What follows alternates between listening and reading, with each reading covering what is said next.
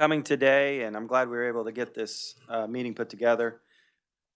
As you can see on with the agenda, where we have committee discussion and possible recommendations, that is going to be basically just us talking about the 291 bill, that a companion bill, I guess, or whatever you want to call it, um, to fix some of the issues in 291 and to make sure that some of the things that don't need to be fixed continue on past the time that it was set to sunset. So that's what we're going to be working on. If we don't get through everything and we don't get to the executive branch updates, we will not go to that. We have a hard stop. We need to be out of here by 3 because we have some events tonight. So some of us have events tonight. So, so with that, you'll see on your desk you have a bill draft that I had Natalie put together, and so I'm going to have her come up. It's pretty long, but there's actually only, I think, let's say 4 things in there that actually we're changing. So I'm going to have her come up and kind of go through this, or you do it table, whichever, and then she's going to kind of give us a list of things that are not in this, that are in 291 that need to be addressed. So with that, Natalie. Thank you, Mr. Chairman.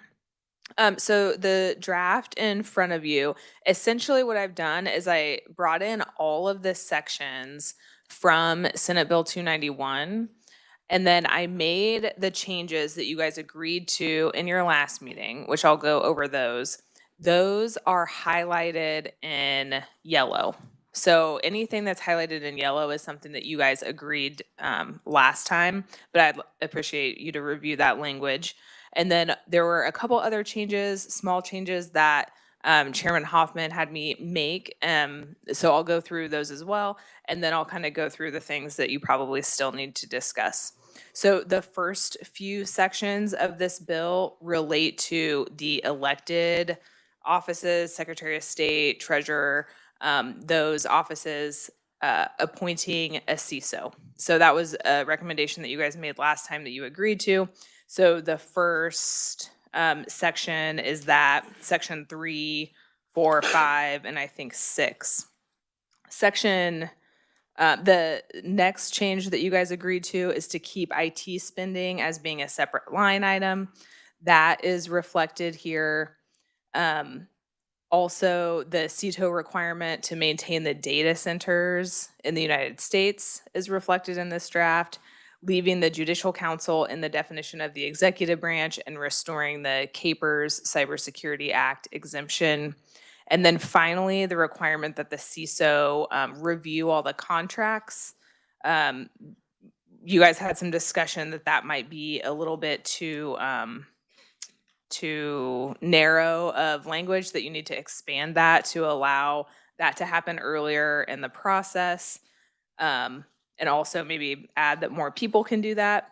So an example of that language that I came up with, you can see on page 26. This would be in all of the CISO sections, but you'll see instead of review all contracts related to information technology, right now it says oversee all projects related to information technology. So you guys can talk about, whether that is too broad, whether you like that, but that's what's in there for now. The other couple of changes that Representative Hoffman had me make that you guys didn't directly agree to last time are a couple changes to the membership of ITech. So those are on pages 18 and 19 of the draft. He had me remove the Inc. member entirely, and then put the legislative members back as voting members. So nothing changed with their appointment or anything, but they're just back up into voting members, which that does give you an even number of voting members right now. So, you may want to consider that. There's nothing that prohibits you from doing that, but, something you might want to consider. Other than that, Everything in here is just from 291, but it's untouched. You'll see that I struck the sunset provision in the new sections that we're making changes to, because if you are gonna make a change, then at least we have to keep that section. But obviously, I anticipate that you'll be discussing a lot of other things, or else there would be a lot more strike in these sections. Kind of the big ticket items that you guys still need to discuss that you haven't really come to a consensus on is the almost all of the section 1 changes, which would include the consolidation of cybersecurity to under the CISO of each branch, um, requiring ITech to come up with a plan for consolidation, the judicial branch IT plan, their hardware plan of providing hardware to all the judicial districts to be on the CanWin network. Also creating CISOs in the legislative and judicial branches. You guys didn't come to a consensus on that. Aligning what the duties of those CISOs are if you decide to keep them in there. Requiring the NIST CSF tiers. You might want to discuss that. The CISA audits, it sounds like those are maybe no longer a feasible option, so you might want to discuss what you want to do there. The budget process, whereby the director of the budget works with the CITO and CISO of each of the branches to determine an agency's compliance with the act, and then gives that to the legislature so that they could, in theory, lapse that 5% of their budget as kind of a penalty. You'll want to discuss the ITech changes. Number one, the changes in membership, but also the changes to their duties, including that consolidation plan, but also the fact that their policies will now only apply to the executive branch, not the judicial and legislative branches. We made some changes to the duties of the CITO for each of the branches that you'd want to review and discuss. IT reporting requirements and how those change, how the judicial and legislative branches will now report to their CITO instead of the centralized office. The KISO office duties changed slightly, so you will want to review those, as well as the executive branch agency head responsibility for IT. You guys didn't discuss that last time. And I think those are all the major topics that are in here that you guys haven't discussed. So if you have questions. What was that last one? What'd you say? The executive branch agency responsibility for IT. So we made some changes with that basically to coincide with the CISO taking over the responsibility for cybersecurity within all the branches. So there used to be like cybersecurity self-reporting for those agencies, but that doesn't really make sense in the context if you have the CISO responsible for all of the cybersecurity.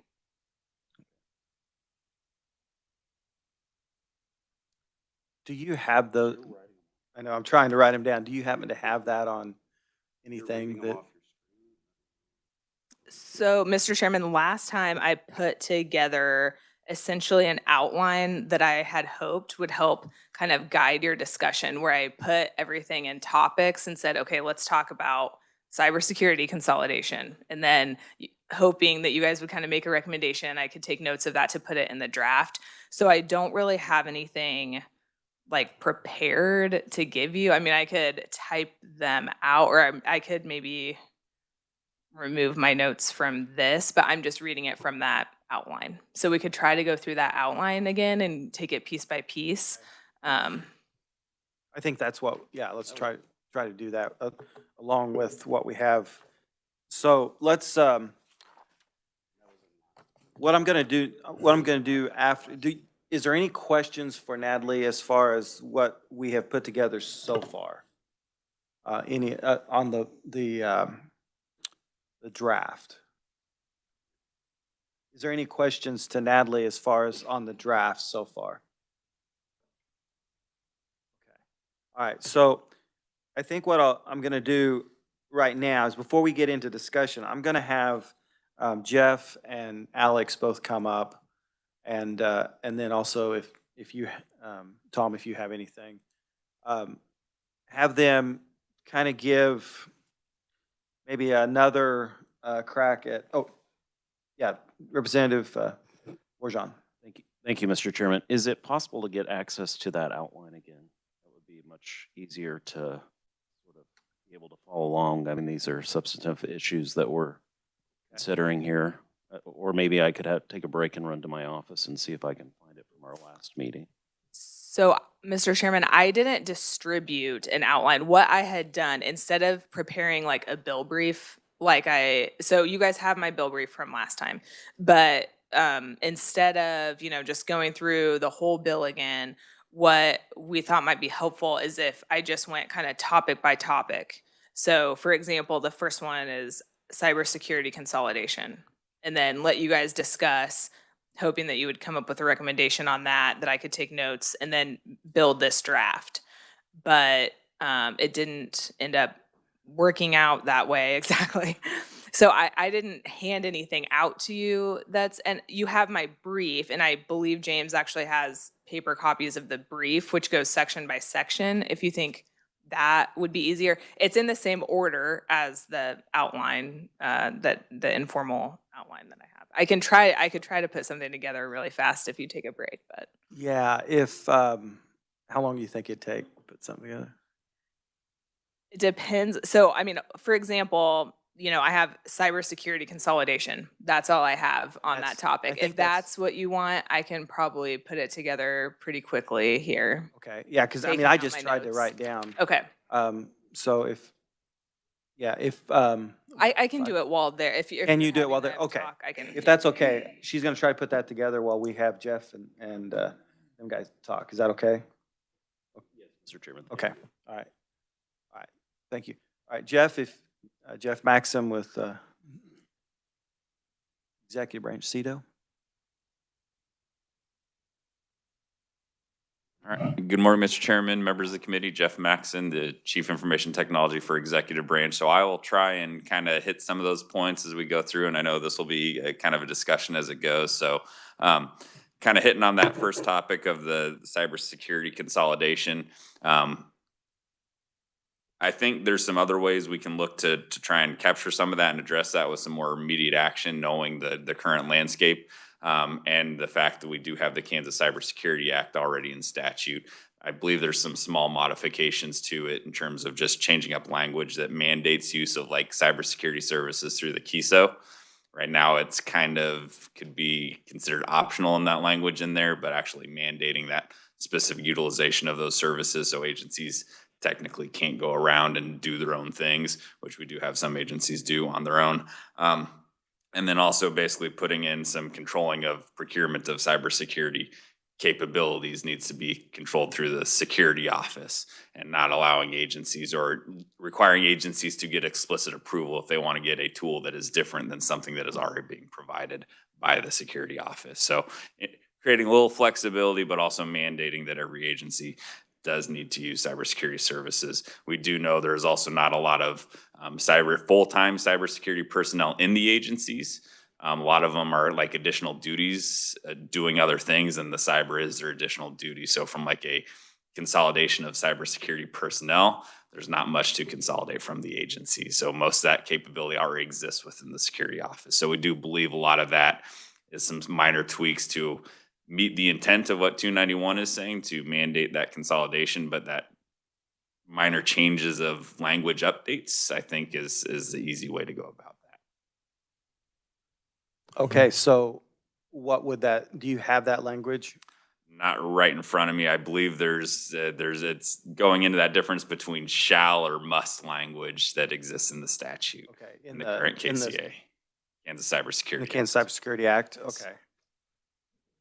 So we want to clear up and kind of identify some of those other nuances in terms of like where personnel exists, what that means. So again, not major changes or updates, but some minor updates to clear that up. And so we are working through that and trying to identify all of those so we don't create any kind of loopholes or ways around that. Okay. All right. So Next topic. Hold on a second. Oh, yeah. Representative Turner. Thank you, Mr. Chair. So you're saying that there are folks in these different agencies that have cyber as part of their duties, but this bill would have someone named as responsible? Is that am I missing your words, or are you agreeing with that, or I'm missing that? Thank you for the question, sir. Trying to understand. So there are some people that perform cybersecurity functions within the agency, and there's a huge, I want to say there's multiple disciplines in cybersecurity, and there's differing and varying degrees within the state. Most of those resources now are already concentrated in the cybersecurity office.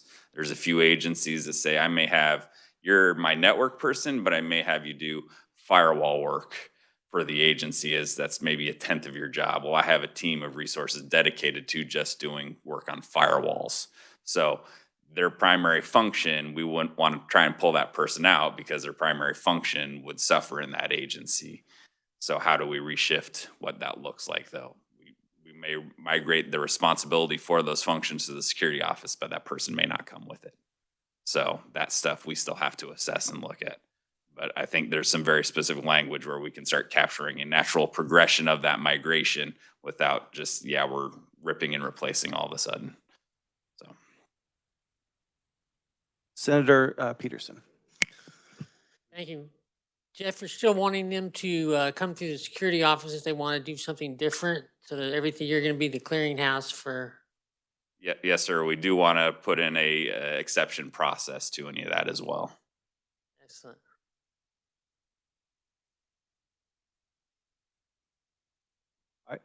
Representative Haskins. Thank you, Mr. Chair. And thank you, Jeff, just for clarification, the request is to not make the cybersecurity services optional. It should be mandate, and to change that language in the Kansas Cybersecurity Act. Yes, sir. Now, I'm all for if that is the best course of action, because it's that important to mandate. But I'm also curious, does it give us flexibility if these standards change 10 years from now, 20 years from now, so we don't have to go back and redo this? Yep. So question, thank you for the question, Representative Haskins. So that is one of the areas where we want to go back into the NIST cybersecurity framework, because that sets kind of the standards of what the state needs to adhere to. But some of the feedback is we would want to create some flexibility for somebody, most likely the CISO, in conjunction of working with ITech as the governing body, to maybe adjust or enhance those standards as we go along. So to create that flexibility as things change, so we don't have to keep going back and changing the statute for that piece. So we do want to create some degrees of flexibility when we set the cybersecurity. We agree setting the cybersecurity framework as the standard is the right approach for the state, but we do need to create some flexibility if there's changes or modifications to that, or we see new things that we need to implement due to the threat landscape or the climate of what that looks like. So we want to create some avenues for some flexibility in that. Thank you, Jeff. So just point of clarification, so we can actually have a bill by the end of the day, or recommendations. You're not saying change the cybersecurity framework within this current bill as language. You're to keep that language in, but we need to go and actually look at the cybersecurity framework and adjust it accordingly. So structurally, yes, keep the cybersecurity framework as the state cybersecurity framework, that we clearly identify that as the path.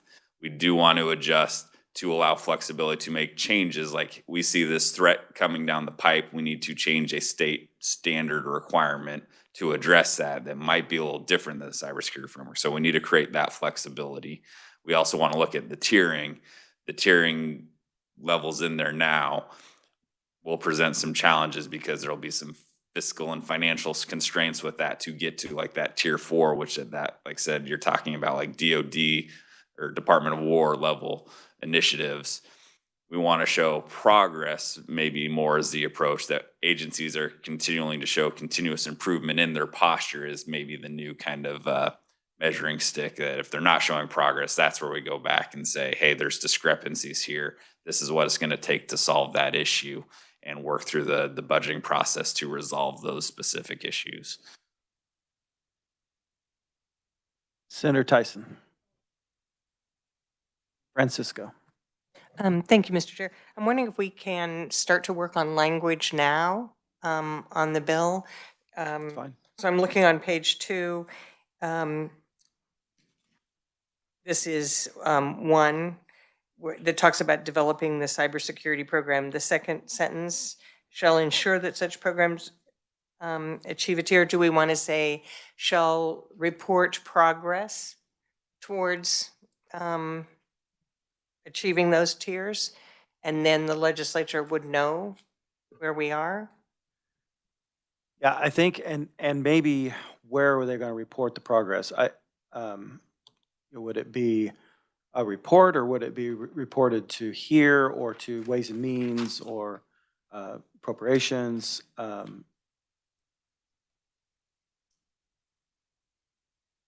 don't know. I mean, what do I you? think this committee would be the ones that could then take that information to Ways and Means. Because I don't know that Ways and Means would have the same background in understanding the tiers or understanding what the intent was. Okay, so I'm not sure if Natalie is, are you listening to us, or? I kind of put you on two different things, I'm sorry. As far as so we're on page 2, number 1, develop a cybersecurity program for the department that complies with national standards. And go ahead and repeat what you're. Okay, and I'm going to go back to the first sentence and perhaps say develop a cybersecurity program for the department that is based on the National Institute of Standards. So that means it doesn't have to be, I think they were asking for the flexibility.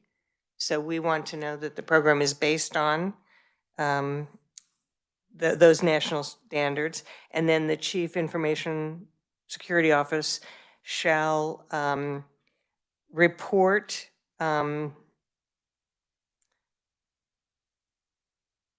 which programs have achieved a CFS tier of 3 prior to, and the 1 prior to report to the Joint Committee on Information Technology.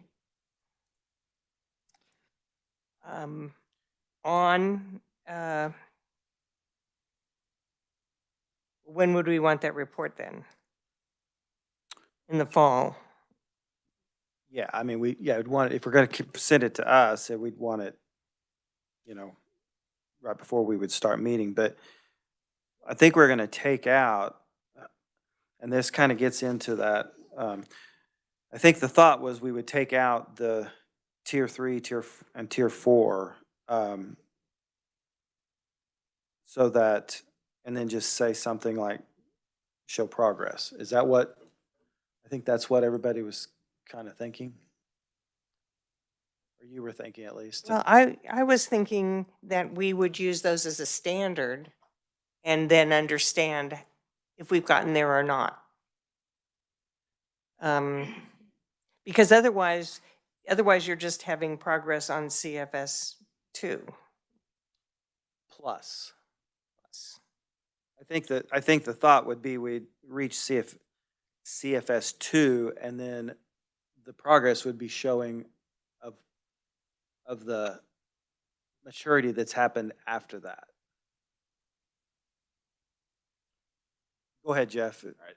Thank you, Mr. Chair. So I think this is one of the areas where we had some confusion last hearing. So NIST Cybersecurity Framework 2.0, it is version 2 of that framework. And there are 4 separate tier levels that they identify from a maturity perspective. So version 2.0 is not the maturity level we're targeting, it's the version of that framework. So from our interactions, generally what we see public entities are usually from that 2.5 to 3 from a tier level is where they kind of default to. Like I said, tier 4 is more like Department of War, classified program type maturities that become very costly and cost prohibitive. So what we see, and that's where we want to kind of go back and say, we can set a standard and then we kind of see and set a baseline for where we are at the time and then measure progress against that baseline and then probably reset the baseline every periodic 3-5 years with, and then keep demonstrating progress. But also as we identify large vulnerabilities that might expose the state to risk, that's where we would like to identify and start kind of the risk management process of let's fund to solve these gaps as we identify them. Yeah, Senator Francisco. So my first question, are you comfortable with saying develop the program that is based on the National Institute? Yes, ma'am. And then I would suggest that we have the Chief Information Security Officer report in 2027 and every 2 years afterward, the progress that they, or the, not the progress, but the compliance that has been achieved.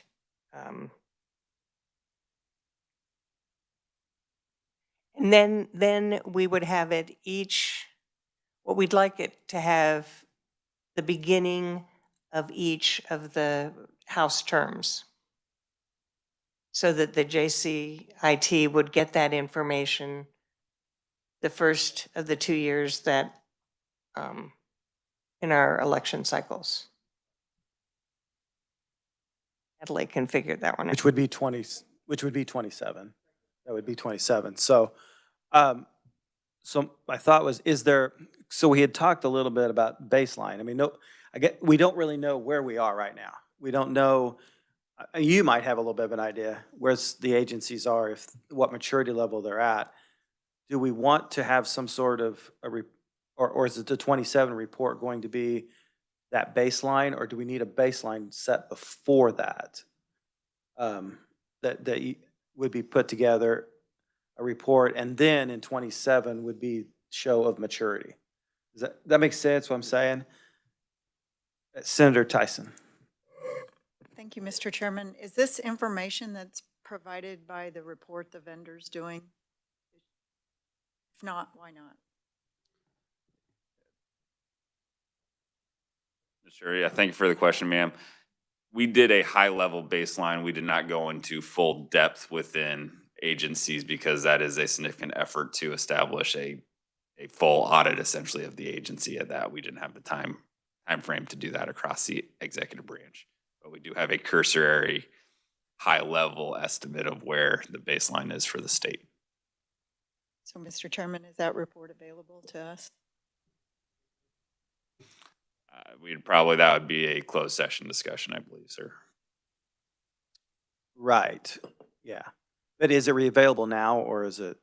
We are still finalizing some of those details, so we don't have that completely available yet, sir. Yeah. Yeah, Representative Haskins.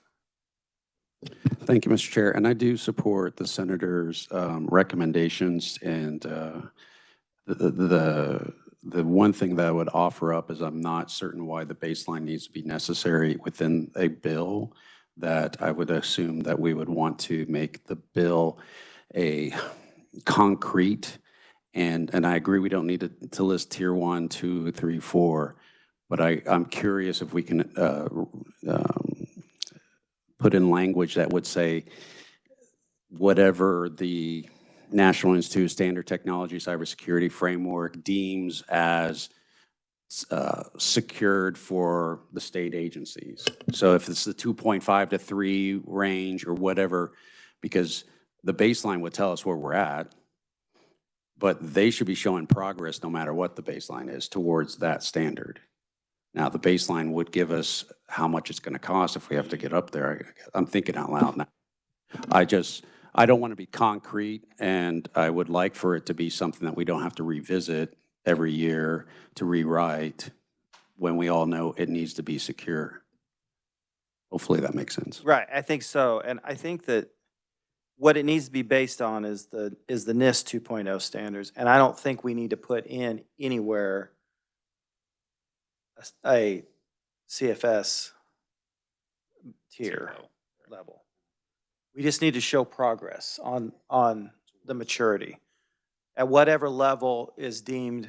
I mean, part of it would be, as that would go through, part of it would be, do we want to spend the money on it to go to the next level?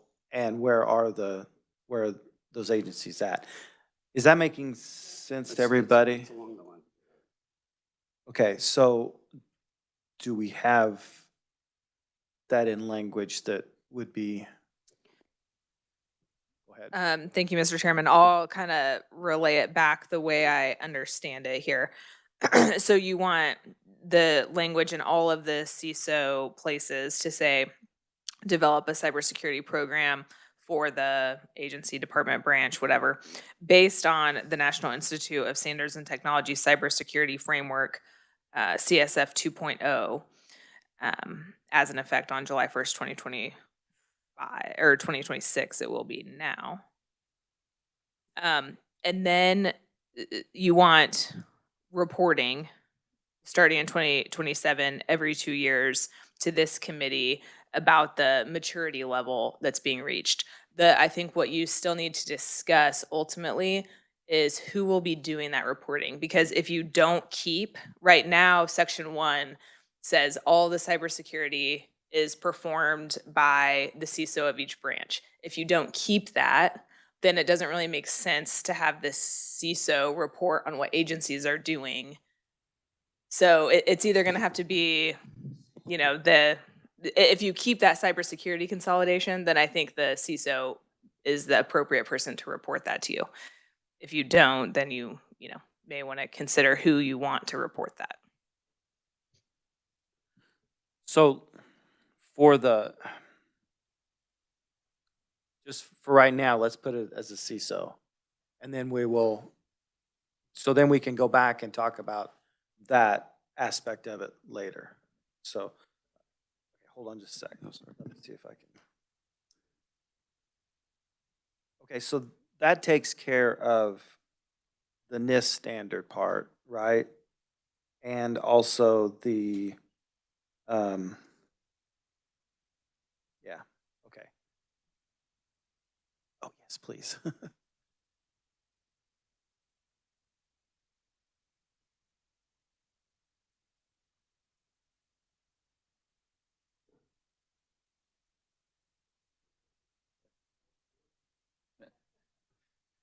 ahead, Jeff. If I may, Mr. Chairman. So, and again, this is where we have a lot of I don't want to say nuances, but there's a lot of ties. So right now in statute, the CISO does have the ability to audit agencies from a cybersecurity perspective.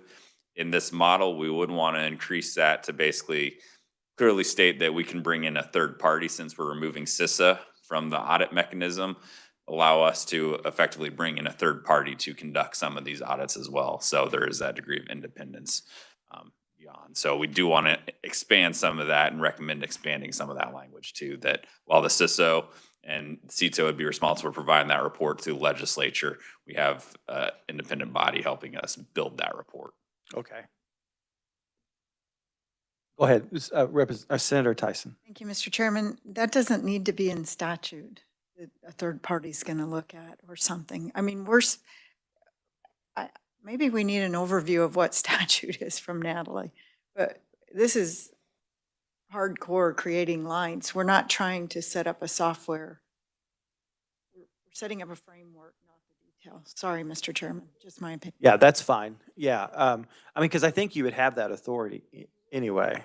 You know, if you wanted to, you just have to ask for the money, probably, if it's going to cost you. Yeah. So, all right. So,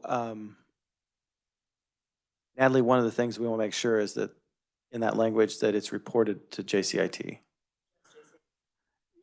Yeah, let's just leave it at that for right now, and then we can work on it later. So, okay. So, Jeff, Representative Haskins, that's right.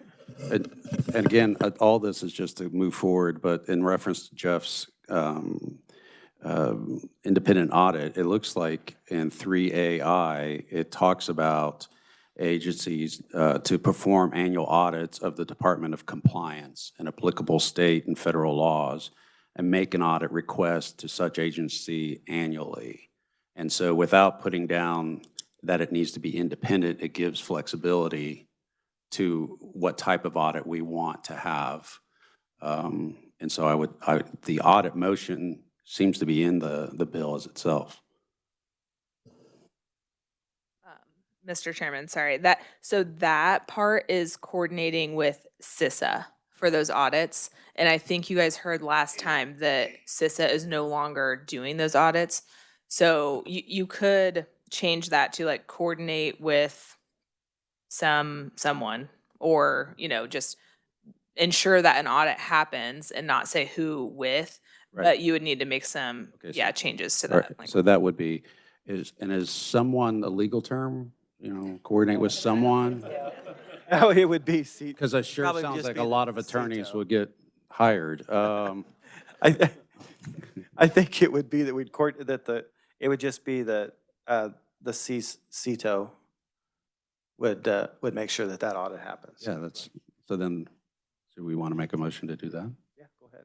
I'd make a motion to do what you just said, put CETO. Okay. Instead of someone, sorry, Natalie, someone is, Instead of someone. So the CTO or the CISO would coordinate that. Right now it's the CISO. So Here if we you want to go end the again. CTO, I can move it. We can do the CISO, that's fine. Okay. Yeah. So just basically ensure that an audit of the cybersecurity plan happens, basically. Senator Tyson. Thank you, Mr. Chairman. I'm anxious for us to get to the organization chart because the CISO asking for his own auditor seems, I don't know, maybe I'm overthinking it, but it's like, I don't know if that's a good policy or not. Thank you, Mr. Chairman. And I'm going to have him go over the chart here in a few minutes. Do you have anything else that you wanted to add, and then we'll have you go over the chart? Yeah, the other piece along that, Mr. Chairman, was around the mechanism about the penalty. We think it's more of, we want to address the specific discrepancies. So as part of that report, identifying what it'll take to close those discrepancies and make those the focus of the discussion is what we would probably like to see from that. And that way there is identification of what it is, and then we can have it from a kind of a risk-based and risk management discussion of what is the state willing to do to close those things that may require funding, et cetera. So. And that is part of the reason why, too, I'm not sure that it wouldn't be a bad idea for that report to go to Ways and Means and also to Appropriations, simply because, we can say, yeah, this is what we need to do, but ultimately, they're the ones that are going to be providing the money for it if there needs to be a change because someone's not doing what they're supposed to be doing. So I think it could be all three then. Senator Francisco. Thank you, Mr. Chair. I would note that those would have to be probably an executive session at all three. So are we wanting the audit to be annual or every 2 years? Yeah, I don't think we want to do the audit every year because it'll get very expensive. I'm not even sure every 2 years is, I don't know. Jeff, what would? I think we would propose something much like what LPA does and build an audit cycle based on risk to the state, who are the high priorities, and then kind of receive feedback on where we want to go. So again, kind of much following what LPA does is what we would suggest. Okay. Or build a kind of a mapped out cycle. So yeah, doing everything every year would be very time consuming and cost prohibitive. So does it say in here that it has to be done yearly, or where does it say that? It does annual. So we would want to probably, Natalie, just somehow give that authority to make that cycle. So, yeah, so if you don't want the cycle itself in statute, I can just say like in compliance with a audit cycle that's developed by the CISO. Don't you think that's the That's the way to do it? Okay. Just strike the word annual and talk about the others. Just say that their job is to perform audits, and then this committee can ask what's happening and And they could put together, yeah. I think we want to give especially in the executive branch, we want to make sure that they have the ability to be pretty flexible on those audits, because otherwise, I mean, we would be spending a ton of money every year trying to audit every agency, and this would not be the right thing to do, so. So do you want to just stay silent on, and just maybe say periodically or something like that, or? Yeah, or develop an audit. Yeah, I can either put that in there or stay silent on it, either. What does everybody think? I would recommend the periodic audit, just because if you leave the languages perform audits, that means, well, we'll get to it. You know, we'll perform it, we'll do it in 5 years. Oh, and have some sort of regularity to it. And I like that term. I don't know about everybody else. Senator Peterson.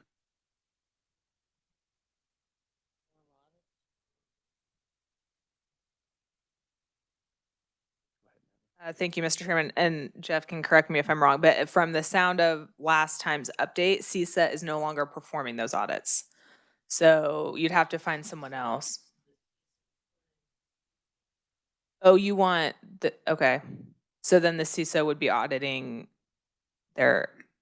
do you want them to audit their own cybersecurity plan maybe, or just make sure that it is audited by someone? Okay, yep, okay, that's how I have it.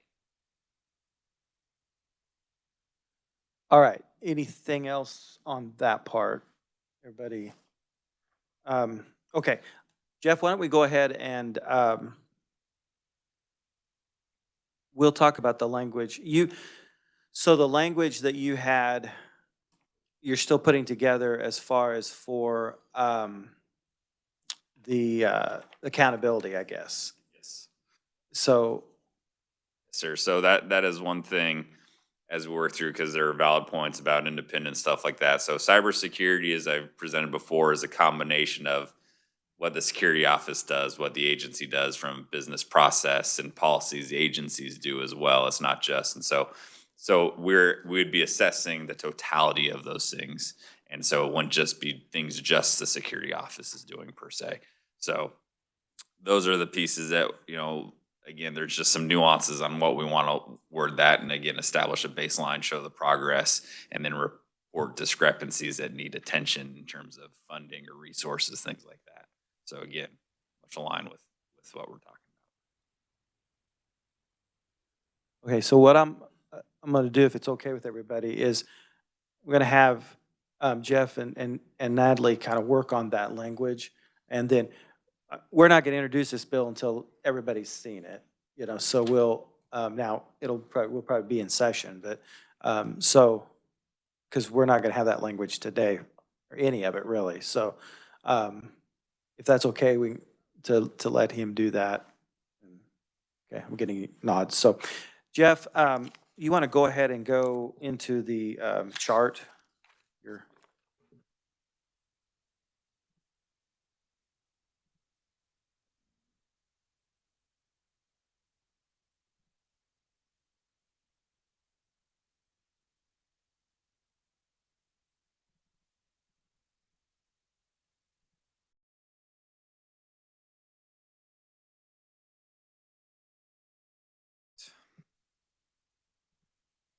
All right, so thank you, Mr. Chairman. In front of you, you should have the OITS current org chart. So as the question came in, so in its current form, whether 291 continues or stands, this org chart structurally will be the same until something is done or decisions are made by legislature on some of those pieces of 291. So whether it sunsets or not, this functionally stays the same. So on that first page is our front office. So again, this is just OITS and the areas we specifically oversee. This does not include agency org charts. Agency CIOs do technically report to OITS, but all the other agency IT staff are still within the agency, so they're not showing up on the OITS org chart. On page 1, that is essentially what makes the core leadership team of OITS, including the CIOs. So there's the CITO position, and then there are some various positions that include the Chief Information Technology Architect, the Chief Technology Officer, the Chief Experience Officer, the Chief Information Security Officer, Chief Data Officer, the Chief of Staff, and General Counsel. That makes up the leadership from OITS, and most of those people in those core areas you'll see oversee different departments within OITS for different functions. I will note as we step into this, so the Kansas Information Technology Office, the KETO, is technically a separate office that is basically overseen by OITS in terms of administrative support, and it is overseen by the Chief Information Technology Architect. The Kansas Information Security Office is much as the same as the KETO as we go through. That is more or less a independent office from a budgeting perspective, but OITS oversees the administration support of that department, more or less. And then also both the CETA and CISO report to the CITO. All right, so page 2 is our client services area. So client services is Mr. Chair, were we supposed to see all that in this org chart? Is it back a few pages? Thank you. Yeah, as high level, I was going to walk through each page for you, sir. He'll get to it. So of our departments, currently right now, our client services reporting to our Chief Technology Officer. So client services are essentially our end user services department and area. So this is a function. Most of these individuals currently support the non-cabinet agencies that are part of the OITS environment. So this is a makeup of, there are people supporting the desktops. This is where our administration for the new enterprise licensing platform exists, et cetera. On page 3 is our operations side of the house that is overseen by our Chief of Staff. So this includes our finance team, our HR team, our project management office, our communications director that started with us on the 8th, so this week. So we now have a communications manager that are all part of our front office staff that is seen by our Chief of Staff. On page 4 is our technology services, also overseen by the Chief Technology Officer. So technology services, this is a team that supports our infrastructure. So our network and telephone systems work through this department, and also our server infrastructure from the OITS side. The agencies still have their own server infrastructure, either on-prem or through us through Unisys. So this is basically our infrastructure management team that supports primarily the network, telephone, and the OITS infrastructure. All right, on the next page, this is where we start delineating is the CETA and the areas the CETA oversees, which includes the KETO office. And as you see, the KETO office right now is only a staff of 2. We have the director of the KETO and also our director of accessibility, which makes sure all of our applications are compliant with accessibility requirements. And I will continue to raise the awareness. Kansas has been very serious about accessibility. We're one of the few states with a dedicated accessibility director, and we set probably the gold standard in that area. So very proud of that group. But then you also see under the Chief Information Technology Architect, a small team that helps support him in helping develop that statewide architecture. And then also we've introduced a Chief Data Officer, which is represented on this page as well. All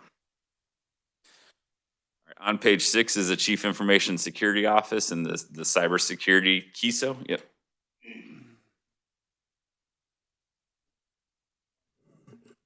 Representative Turner. And thank you. On the Chief Data Officer, I don't see any list of kind of what they do on the breakout page or on the homepage. I've been going back to the homepage to see kind of what their bullet item responsibilities. Thank you. So thank you for the question, Representative Turner. So the Chief Data Officer is a new role within the state as of November of last year. So we're working and focused on building out state data governance, which is essentially how do we take care of data in the state? how are we tracking attributes on the state and tracking and managing the data and helping agencies better leverage their data. So this is building from something that has not existed. And so all those are still kind of maturing, but the focus is to establish state data governance. So everybody's consistently managing data. You know, we use the same type of data fields. We don't have, when I do, like, for example, a social security number, I'm not doing it with parens or dashes or things like that. We've set kind of the standard, so everybody is using, you know, the same dictionary, et cetera. So that is the function of the chief data officer. All right, the next page, on page 6, is the Kansas Information Security Office, overseen by the CISO. And as you can see, like I mentioned earlier, a lot of the cyber capabilities from the technical side and helping build cyber programs already exist within the security office. And this is why I was saying a lot of that isn't out in the agencies. There is some out there, but most of it is already in the Kansas Information Security Office. So again, this is continuing to grow. We've grown very fast in this space. When we first started with an enterprise security office less than 10 years ago, there were 3 people in it. So we have grown very fast to trying to address the rapid evolving threats. And this does help us by focusing this. We're not competing for the scarce cybersecurity resources as well.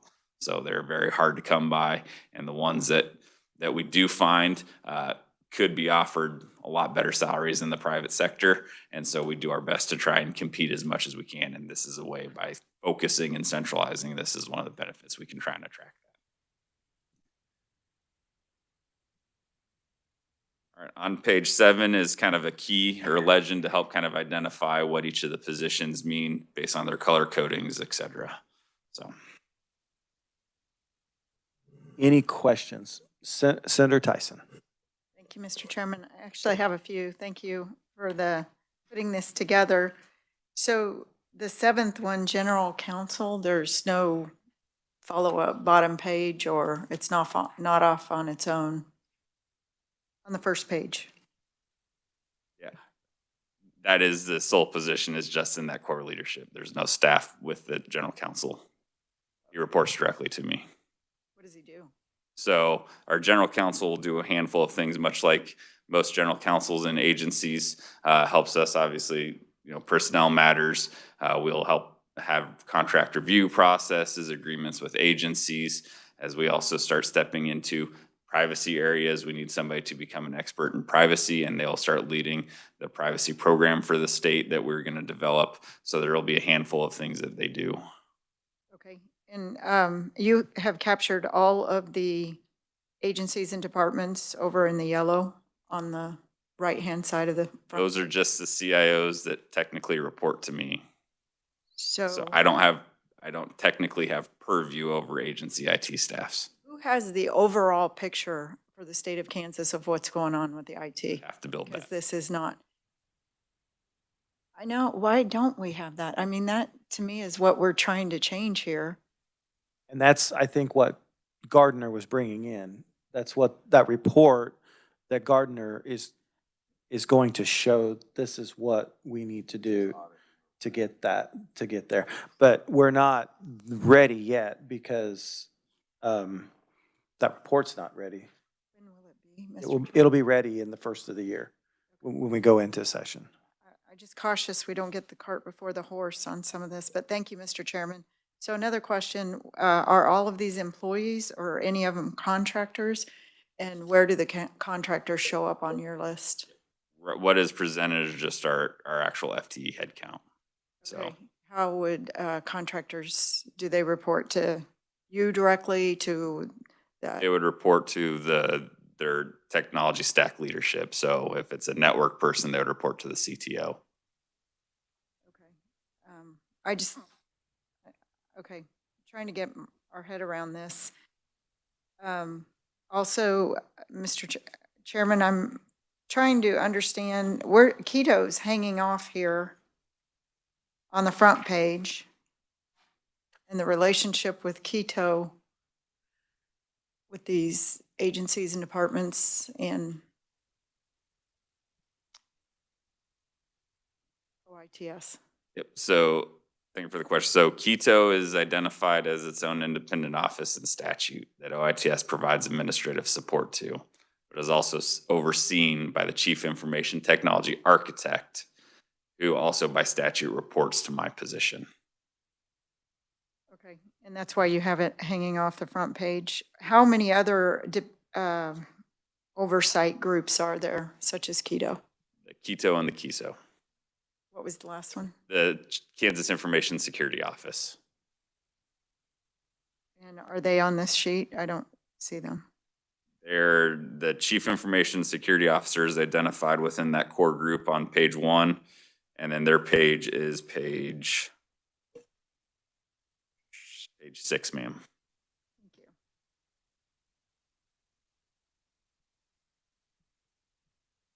Does the insurance commissioner and these other agencies, do they have a CETO also? In most cases, a lot of those elected offices have an IT director, and now the statute requires them to have a Chief Information Security Officer. Okay. They're outside my purview. They are outside of your purview? So that's what I'm trying to understand, because you have these departments and agencies listed as if they're within your purview, So, because they hang off of. yes, ma'am, the CIOs are under my purview, but being able to see the org charts and things like that, that is still within the agencies. I could request it and they could provide it, but direct supervision of those staff does not fall through my office. So the chief information officer does, but not the CISO and not the CETO. For elected offices, no oversight. Cabinet agencies, yes. Most cases, non-cabinet agencies have their own IT directors and their own IT staff, which don't report to me in any fashion. So that's why it's just the cabinet agencies that are reflected here, because their CIOs do report to me and then have a dotted line directly with their agency secretary. So if I may, Mr. Chairman, you can see what's going on with all the departments and agencies. If they report it to me. Yes, ma'am. Okay. Any other questions on the chart? Yeah, Senator Francisco. Thank you. And thank you. I think you've done a good job with the presentation. I just think we may need a line on technology services, the chief technology officer. The IT infrastructure manager is just hanging out. Let's see which one. So, yes, ma'am. Thank you for the question. That's the project manager. And That who is do they just- report to? The project manager reports to the CTO for that area directly. So there should be a line. Trying to look which one. Oh, okay. No, I see what you're looking at. Yes, ma'am. I think that's just an oversight. But that individual reports up to the Deputy Chief Technology Officer. Thank you. I used to have I to see. draw these Yep, charts. I see it. Yep. Thank you for that. That's just a miss, ma'am. So you're correct. But just because it is really helpful to have this, we'll make it. Yes, ma'am. Thank you. Are you talking about the IT infrastructure manager? Okay, Smack dab in the so middle. it should be aligned to where? The Deputy Chief Okay, Technology Deputy Chief, Officer. okay. All right. Okay. All right, if there's no other questions, oh yeah, go ahead. Representative Turner. Thank you. Could you restate what you said at the beginning about this in the impact of 291? I forgot. At the beginning, you said 291 doesn't change anything here or something? Yeah, so for the most part, if 291 sunsets, there will be no significant changes to OITS's structure. If 291 goes through from a larger, org chart structure change, there's still no major impacts, because the major impact is based off the report that, again, decisions would need to be made by the next governor, legislature on what those structures are. So 291 doesn't change that. It would be the decisions made by leadership following that will change that org chart. Yeah, I think we have to continue to remember that 291 was dealing mostly with cybersecurity. That was basically what it was dealing with, was trying to get the cybersecurity together. And then it also had the part in there that said, okay, also look at consolidation of all IT services. But that's a separate, that's really a separate issue from what 291 is doing. So, and that report will be available, and then we can go forward with that afterwards. But the consolidation, this basically is just mostly just cybersecurity. So. And I'll add this, the CETO has, for all three branches, have been in statute for a significant period of time. On the executive branch side, our CISO has actually been in statute since the Kansas Cybersecurity Act in 2018. So we've actually had one in statute for a significant amount of time. That's why I say even if it sunsets, it doesn't have an impact to us because our CISO is already in statute. So those people in the, security people in the agencies under 291 would report to this, right? It would, but as I mentioned, there's very few out there that are full-time security people. So we would be taking them out of their other day jobs if we consolidated them. So it's more we move the function, not necessarily the person in that case. All right, thank you, Mr. Chair. And do we need to, what do we need to change in 291 to allow that to happen? That's language you're going to be.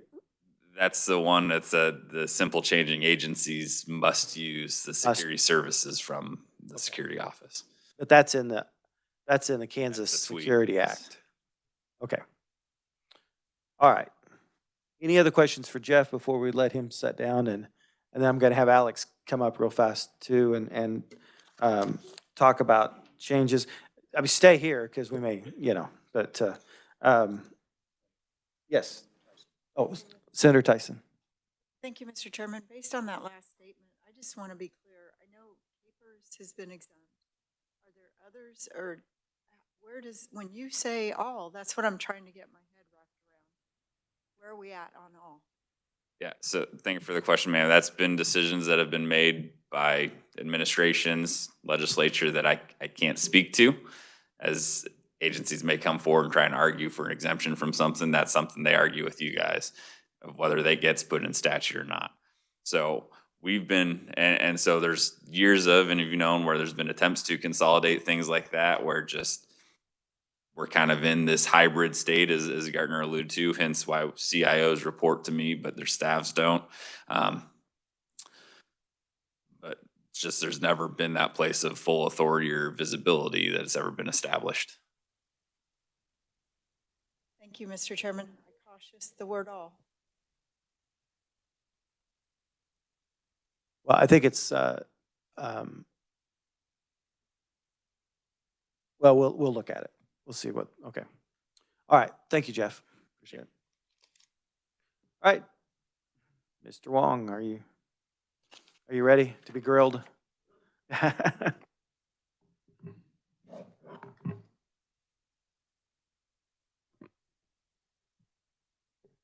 All right. Good morning, Mr. Chairman, members of committee. I am Alex Wong, and I'm the Chief Information Technology Officer for Judicial Branch.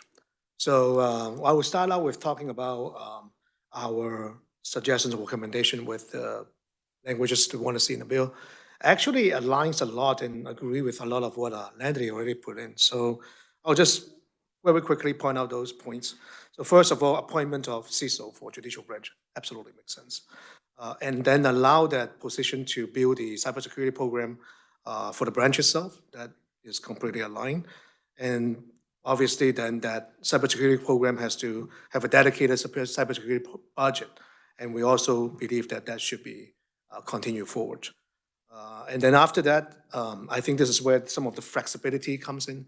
We kind of touch on this when we talk about executive branch, even within their own branch, they need some flexibility. From my side, I'm talking about more like a branch flexibility. So two things that we want to bring out. One of them is Natalie already mentioned about the ITech discussion. In the previous years, after SB 291 is in place, both judicial branch and legislative branch are no longer voting member for ITech. So there were policies and standards that was created that really we did not have a chance to say our say or make the decision or represent our branch specifically. So we were looking at potentially recommending a judicial-specific ITAC that is more dedicated to looking at standards and policy that is designed for ITAC.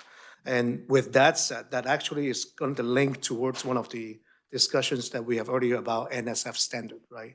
So we completely agree with like looking at using the NIST standard as our framework. That is industry standard. We should do that. And the discussion becomes what kind of tier of the maturity level that we should have. So we think if we use the language here that we have talked about earlier, which is let the CISO determine that, that's good. But I think from that perspective of the judicial ITAC, I think that will actually help even further in a sense of we have a governance model that will determine the right tier and the maturity model for the whole branch in general. So that's probably what we would like to see in some of those standards and languages, which is tied back to the more specific to judicial ITAC and the policy or standard they will want to set for the judicial branch as a whole. Because we are mostly working on with counties, so that's very different than executive branch where they work with their agency. We have to work with external units. So I think that ITAC will give us that flexibility. So the last piece I'm going to bring up is the CanWin. So Natalie also mentioned that that's a discussion that we will have to have in this committee. The flexibility for CanWin is also important for us in the sense of both the practicality and also the actual way of cost-wise, right? So for places that is already utilizing it, that is cost-effective, we definitely wanted to do that.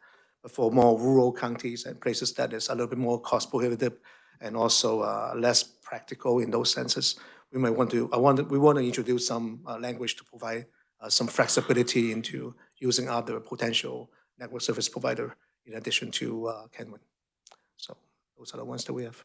Okay, so as far as with CanWin, if we just stay silent on that, then it just goes away. That mandate goes away. Am I right? Mr. Chairman, yes, because you are keeping some parts of that statute, we would actually have to strike Okay. that language, but yeah, that would go away. I just, I mean, I'm not sure whatever, but I think we need to strike that because I think it just puts too much of a, in too much of a, something that they can't work with. I mean, if you want to work with CanWin, you still have the authority to do that. Absolutely. But, so I think that's something, I think that's something we want to, looks like from agreement, everybody, that we just strike that. Thank you, Mr. Chairman. Just a clarification, if you look on page 43, the paragraph 2 of the draft, that's the language that we're talking about. Do you want to strike the whole paragraph that requires them to come up with the estimated project cost to provide the hardware to all the agencies? And then that's what talks about putting that hardware on CanWin. Do you want the whole thing gone or just the part about CanWin? Well, my understanding is that, so Gartner did that. I mean, that was put together. So they're going to have a report Correct. to report whether or not, Correct. and then, so I think we could just strike all that. Yep. Because that's a discussion that can be had at another time. Yes. Is that, everybody agree with that? Okay. Yeah, Representative Curtis. Okay, page 43, and so tell me again, we'll be striking, is that section 2? Yes, it'll Okay. be B2. Yep. Okay, gotcha.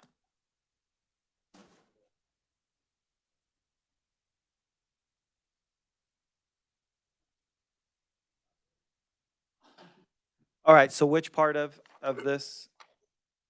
So the part that you're talking about right now on page 43 would just be that paragraph 2, which is subsection B2.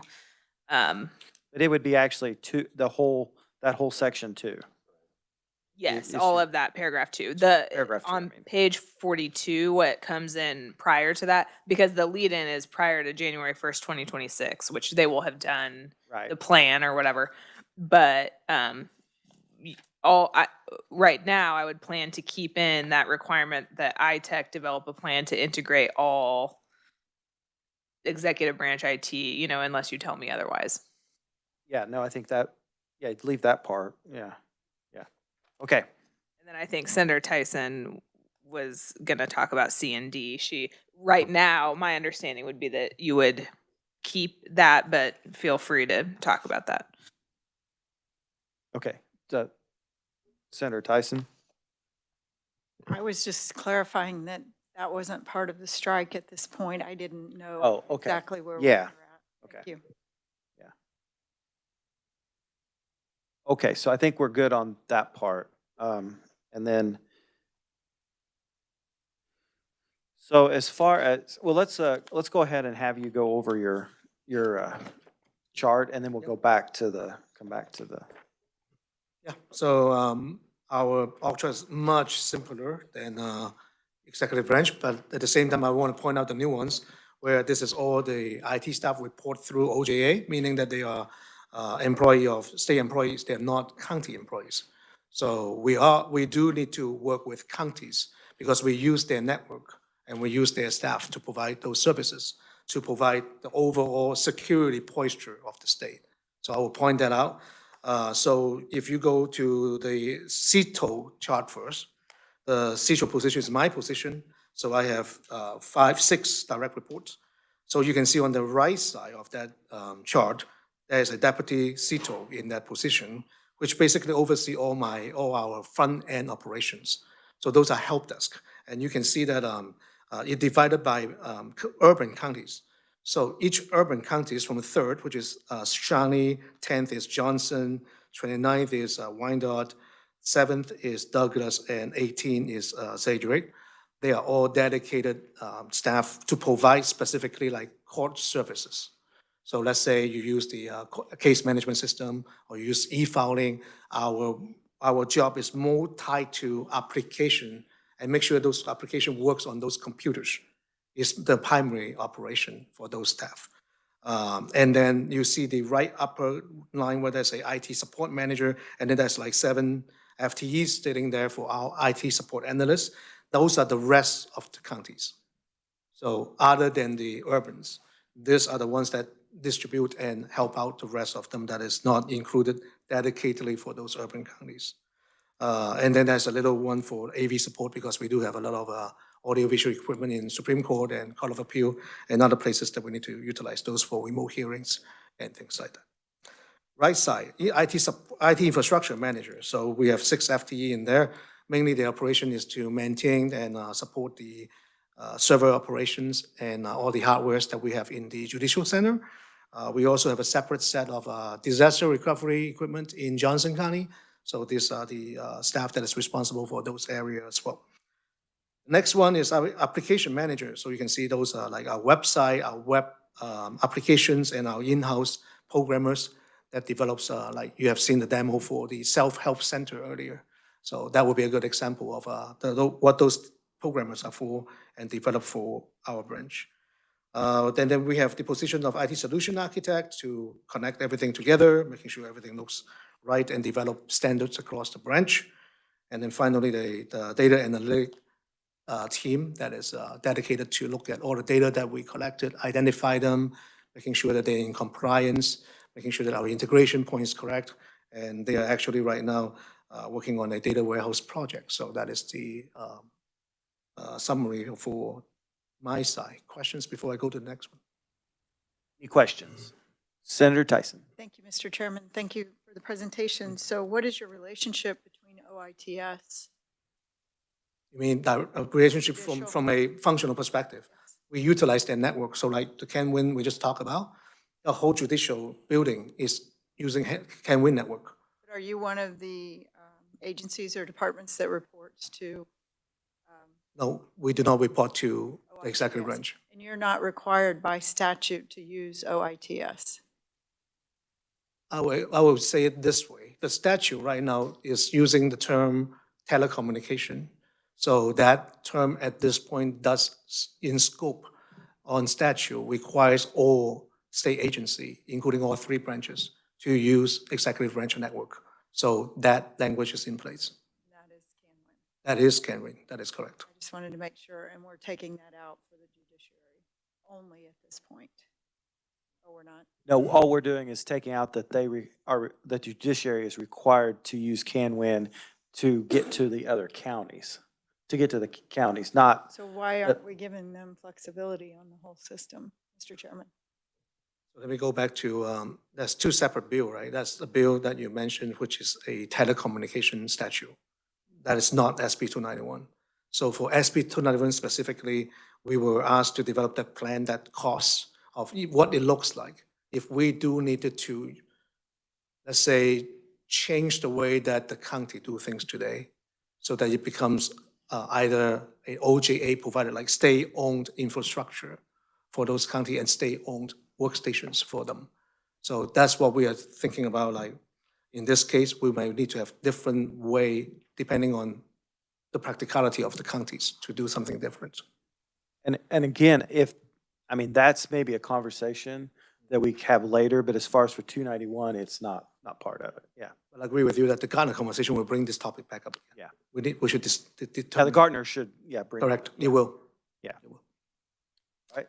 Go ahead to the, Right, so on the CISO side, so the CISO side, again, emphasizing the fact that this security positions are dedicated for only OJA operations. So the hardware that we have that is managed by judicial branch and not the ones that is in the counties. So you can see on the left side, on the right side, the infrastructure manager has both the network security team and also the analysts and the engineers. So there's two tiers of positions that we have with a total of 7 positions. So they are responsible for branch-wide security posture. So all the architecture that we have in our data center, all the architecture we have with application level, they are all responsible for looking through those. Then we have the architect, so similar to what I have on a position on the CITO side, that we have a person dedicated to make sure that everything connects the way it's supposed to, and that there's a oversight across the board through the branch from the architect position. And the last one is a very dedicated policy and compliance person that is responsible for making sure that all of our data are in compliance with the standard that we need and also state policy that we have. And that is it. okay.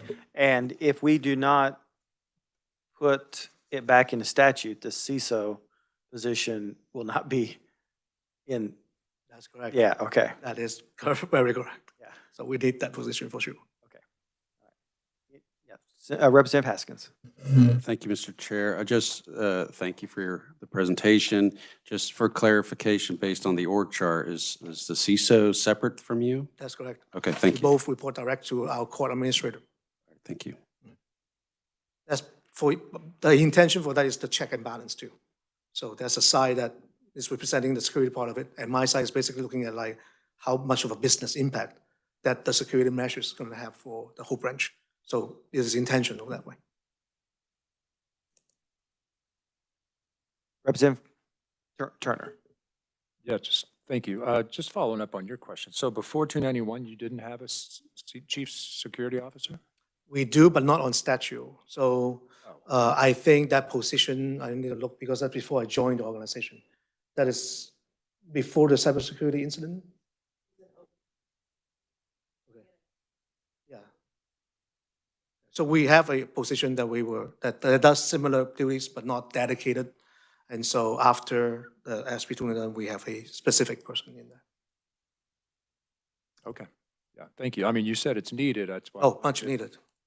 Much needed. Happened because of 291 or not? Thank you. So there was somebody that was kind of the same, but not necessarily that title. Yes, like a network director, network security director, something like that. But not dedicated like a CISO specifically. All right. Any other questions? Oh, yeah, Senator Francisco. Thank you, Mr. Chair. Thank you, Alex, for being here. So some of the discussion that we had at our last meeting and that I know Senator Cruz and I had with our discussion with the judges in Douglas County had to do with how much of the oversight of these positions, or how much oversight do they have of district court employees? And are you comfortable with some of the language that continues to say that, in this case, I think the Judicial Chief Information Security Officer, and it's on page 26, shall oversee all projects related or entered by a person or entity within the judicial branch. So are we saying that there will be oversight of those projects at the district court level. Yes, and I think the long version is more like it is specific to court functions, right? Because the district level, the county level have other functions as well that they provide service to. And we wanted to make sure that from the oversight of court IT functions, that there is a standard that we can use across the board, and that there's a person responsible for making that is happening. So that is true for the oversee part. So you've looked through this wording and are comfortable with the responsibilities? Yeah, and I think that's also part of why we suggested the judicial KITech part, is that I don't think this should be a person per se, but also a group that includes district that should be included, so that those discussions can be opened to those districts as well. Thank you. And then, Mr. Chair, on page 26, where we're talking about making some changes, I think we particularly, that's some wording that talks about replacing contracts with projects. So we need to do that also on the last part of the sentence, which says ensure each contract contains. Do they mean contract or project at that point? Go ahead, Natalie. Thank you, Mr. Chairman. So I intentionally kind of left that. I didn't get much direction from you guys on how you wanted to fix this topic. And so I wanted you guys to really carefully look at that, because if you have the CISO of each branch, I mean, it's very vague there to oversee every IT project. That's pretty broad. Like, for example, I mean, does Tom have to oversee when our office changes our search software or something? So I didn't know if you really intended it to be that broad. I know, based on Jeff's recommendation, wanting to do it kind of earlier in the project and not necessarily just the contract itself, but part of the procurement process. But my concern, I don't know if you also want a one size fits all there, where you want all three branches to match, but I was hoping you would have kind of that discussion. I don't have a good. Okay, yeah, But I was just noting that we do need to discuss that language. yeah, very good. I think we'll come to that, back to that. Don't let me forget. So I think one of the things that you talk about ITech, or we'll call it ITech, on the executive. Issue one. So Natalie, I don't know that we necessarily want to set up for the judicial and for the legislative a formal ITech committee. I think it's more that if we just make it very clear that they are responsible for their standards. Mhm. And then they set up however they do that. So are you getting what I'm saying? Yes, and I think, and correct me if I'm wrong, Alex, maybe what you were trying to say is that you wanted to involve like the counties in that group, so that they would have, like, the legislative branch doesn't really have that, we don't work with like counties, so we certainly wouldn't. But if you want to like require participation by the counties, that might be the only scenario, if you're wanting them to try to follow these standards, then I think that's maybe why he was suggesting like a committee type of situation. So definitely yes on that, because, but I want to be clear that we are basically reaching out to the chief judge of the districts, because the chief judges are part of judicial branch, and let them decide the delegate, so they can decide what is the right partner that we work with in the county level. So that's what we are thinking. And then the other part is absolutely that and I can work with Natalie, just like Jeff does on languages for that, is very specific on policy and standard of cybersecurity, but also allow that to touch IT in general, just technology in general. Because we know that one new thing is going to come, which is AI. That will be a big shift into how things goes. for the whole state. So we want to leverage similar committee for those kind of discussion. Okay, so does that make sense for everybody? Is that, okay? All right, so yeah, if you could do that, Yeah, we'll work work with with her on that. So I think, so that kind of takes care of, and then we'll talk about it on the, with the legislative branch. So if you have any other questions for Alex? I don't see any. All right, So much. thank you very much. Appreciate it. Tom?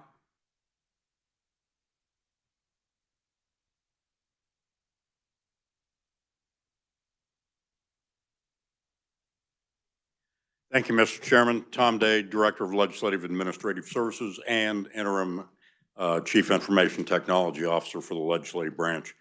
As far as 291 is concerned, we don't have many concerns with what is in the bill. If the sunsets continue, and it does sunset July 1, 2026, like Mr. Wong just talked about, the Chief Information Security Officer would not be statutory for the legislative branch. We do have a security engineer who has been helping us go through the entire Senate Bill 291 and the provisions of cybersecurity. As you all know, he has presented in front of JCIT, that's Bob Murphy. He has presented in front of JCIT many times, in front of the Legislative Modernization Committee, and also on the Senate side, doing presentations on cybersecurity and what the legislature needs to do. We do have policies that have been put together, not necessarily put in place in total, but those policies have been put together, and we're continuing to work on those. But as far as the cybersecurity, if we've been talking about a cybersecurity or a chief information security officer for a number of years, and that's when we hired Bob to be the security engineer a few years ago, and he has continued in that role. If this were to go away, it doesn't mean that we can't have a cyber or a chief information security officer. It just would not be statutory. We do have it again in our budget for the 2026, 2027 budget years. And in 26, at this point, it's only a half year's worth of funding. 27, it's a full year's worth of funding. And so we would probably continue to look for that. It may not be the structure that is in 291 where the Chief Information Security Officer is hired by the Legislative Coordinating Council and reports to the Chief Information Technology Officer, but it could be of something similar to that, maybe not hired and appointed by the Legislative Coordinating Council at this point. If it stays in statute, we'll continue on and follow those procedures to make it that the Legislative Coordinating Council hires and then reports to the Chief Information Technology Officer. Most of the other provisions in 291, as far as the Legislative Coordinating Council or as far as the legislature is concerned, have already been taken place. We've been working with all the agencies in the legislature to make sure that we haven't overstepped any bounds or we're too short on some of those bounds. One of the most significant ones is making sure that the Legislative Post-Audit Division is in compliance with what they need to be on a national level, as well as what we need as far as the Kansas legislature. So, Mr. Chairman, I would be happy to stand for any questions if anyone has any. And Eric Teal, the director of our application services, is also here if we have any technical questions that I can't make up an answer for. Okay. So one of the things I want right now, Bob, is who does he report directly to?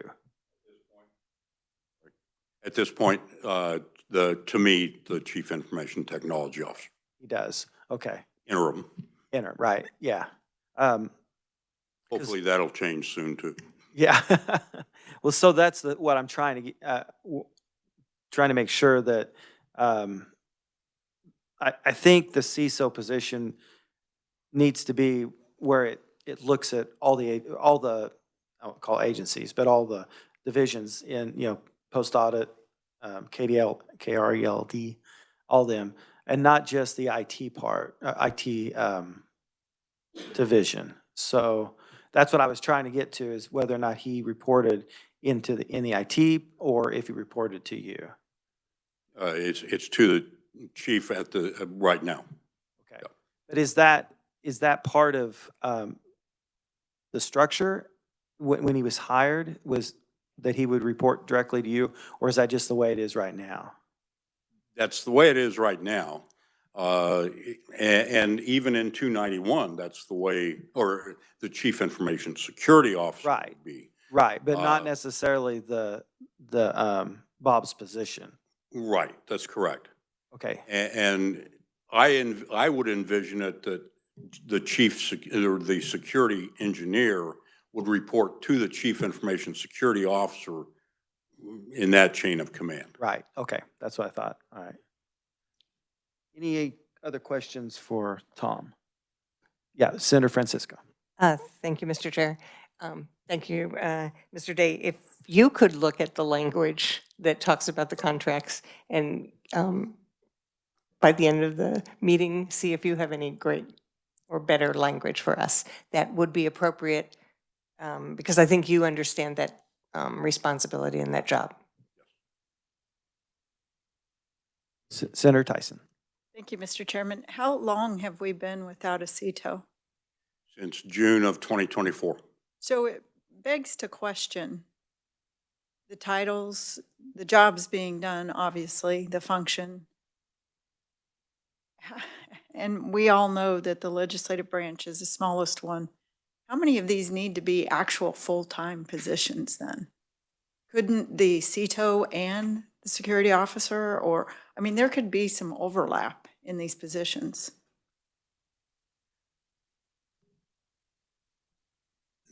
Yes, ma'am, there could be.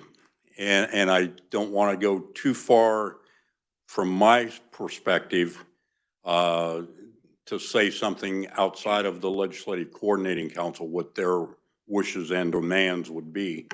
The Chief Information Technology Officer, you're correct. There would be some overlap. I won't say it's a lot, because other than the Chief Tech, as envisioned in Senate Bill 291, the Chief Information Security Officer reports to the Chief Information Technology Officer. So even though they are appointed and hired by the Legislative Coordinating Council, so I can't answer whether full-time on both of them is appropriate, but I would say the Chief Information Technology Officer at this point, because it is statutory, must be full-time.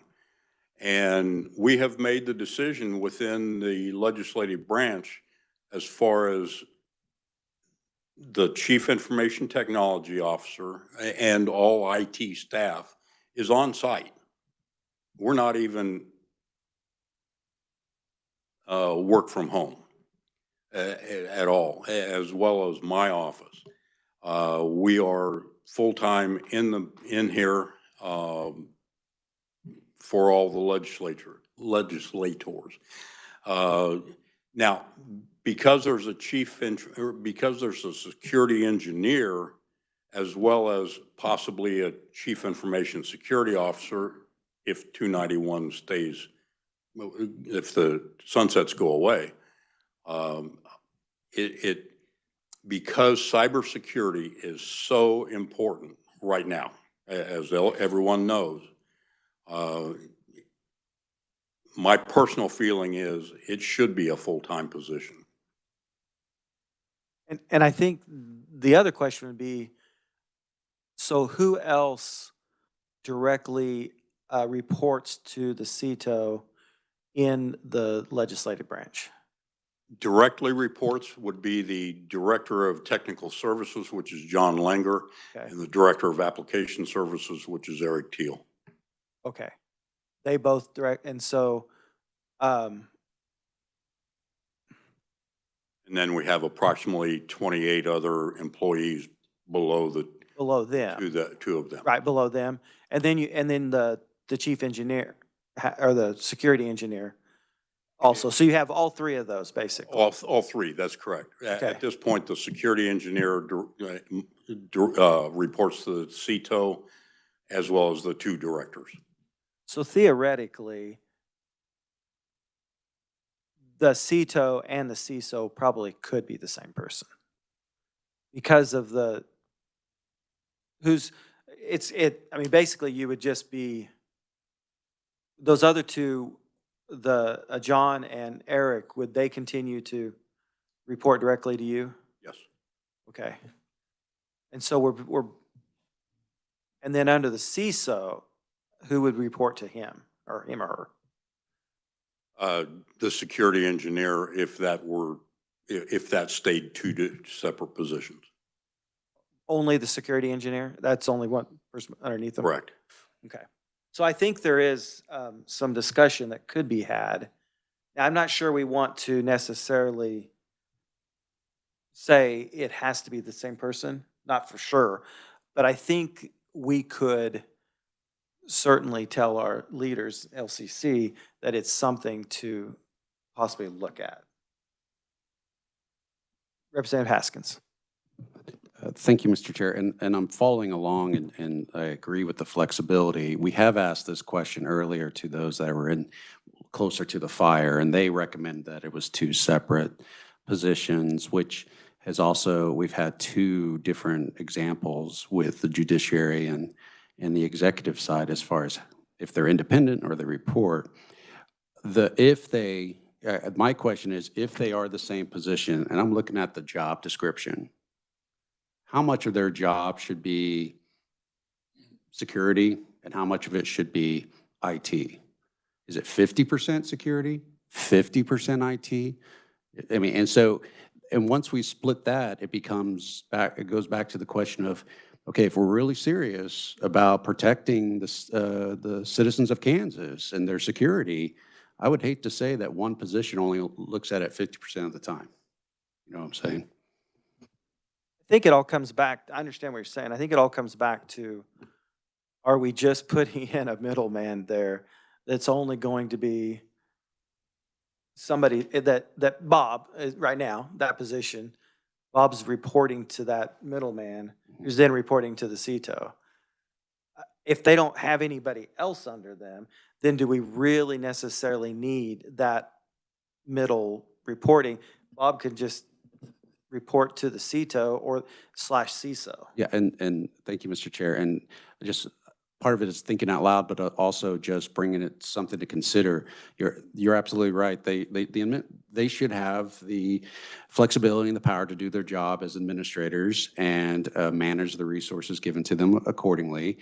As we see now, if we don't have an IT person, it immediately goes to their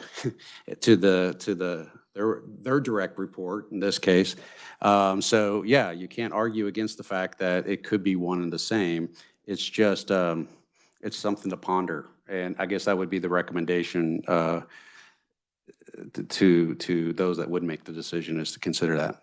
Right, and so I think what I'm saying is that if we put this, put it back into statute, we want to make sure that the language is in there, or not in there, I guess, that would not allow the LCC or whoever is hiring to not fill them collectively. I would agree with that, yes, sir. Is that Senator Tyson? Yeah. Mr. Chairman, I think if the language focused on task, or cybersecurity like the NIST, then it wouldn't matter who's in those positions, I know you want some accountability here too, but we would be making sure to me, we need to be more focused on the task and the actual completion, protecting the cybersecurity, not necessarily the title of who's doing it. Thank you. Okay, so does that make sense? Somewhat? Yes, Mr. Chairman, I believe it does. I guess the question I would have for you is, do you want the position in statute at all? If you just want them to be able to appoint someone, and then, because of the duties, do you want to change some of those? Well, I think we do want the position in case there comes to a point where it does need to be broke off, you know, from the CETO. As far as, you know, you start, I don't know what, but, you know, you start getting to a situation where it's So then Too much, I perhaps I guess. would make the make it a may, that the legislative coordinating council may hire one, and then make it explicit that they also have the flexibility to appoint an already existing employee as the CISO. Senator Tyson. Thank you, Mr. Chairman. Natalie, it doesn't have to be an already existing employee. That's just the ability to, I would think that we leave that, if we don't speak to that, then they would be able to do that, right? So, you know, as Tom was saying, even if there's no statute that says that the legislative branch has a CISO, the legislative coordinating council could go hire a CISO if they want to, or the CETO could, you know, hire someone like Bob, just like they did, and call them a security engineer. The question, I guess, you know, if you look at the language about requiring the CISO, and let me find it here.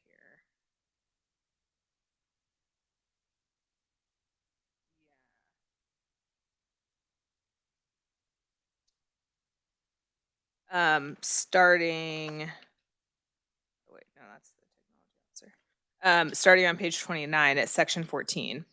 So there's hereby established the position of the legislative branch CISO. They shall be in the unclassified service, shall be appointed by the legislative coordinating council. So right now, you know, the way that reads is that position kind of has to exist. If you want to make it either optional that the LCC do this, but keep it in statute, you know, we can massage that language. You might want to look at some of the duties that they have, you know, if it's maybe going to be there and maybe not going to be there, because those functions aren't in statute anywhere else, like for the CETO to perform or something like that. But if you also want the flexibility that they could, if you want to say they have to hire someone, but that person could be also having another job within the branch, you know, we could explicitly try to state that too. I guess it kind of depends on. Well, I was thinking more that if we could just explicitly, just for the legislature, because I think it's very evident that the judicial's big enough, they need a CISO. Executive branch for sure does. Just for the legislative branch, if we put in that that the CETO and the CISO could be the same person. Is there any way, or could the? So you still want to require them to have a CISO? Yes. I mean, what we could do is actually, instead of mirroring the executive and judicial branches, we could mirror what we did for the electeds, which is just that they have to appoint someone as a CISO, and that person has to do the same cybersecurity framework stuff. So it's like a lesser, it doesn't come with all those like have to duties. I think that's, I'm seeing a lot of That yeses. satisfies. I think that's where we want to go, yeah. Make it clear that that person could also be the CETO or could be any other employee in the branch. I would just say appoint and just not just leave it title at it to that. CETO. Okay. Because now if the CETO wants to manage their office a different way, you know, it binds their hands, so. And do you want the legislative coordinating council being the appointing authority or the CETO? No, to me, and I don't want to speak for the LCC, they may not like what we do, but if they hire a CETO, I really think that CETO should be the one that probably hires a CISO. I do. Okay, I think that's where we're.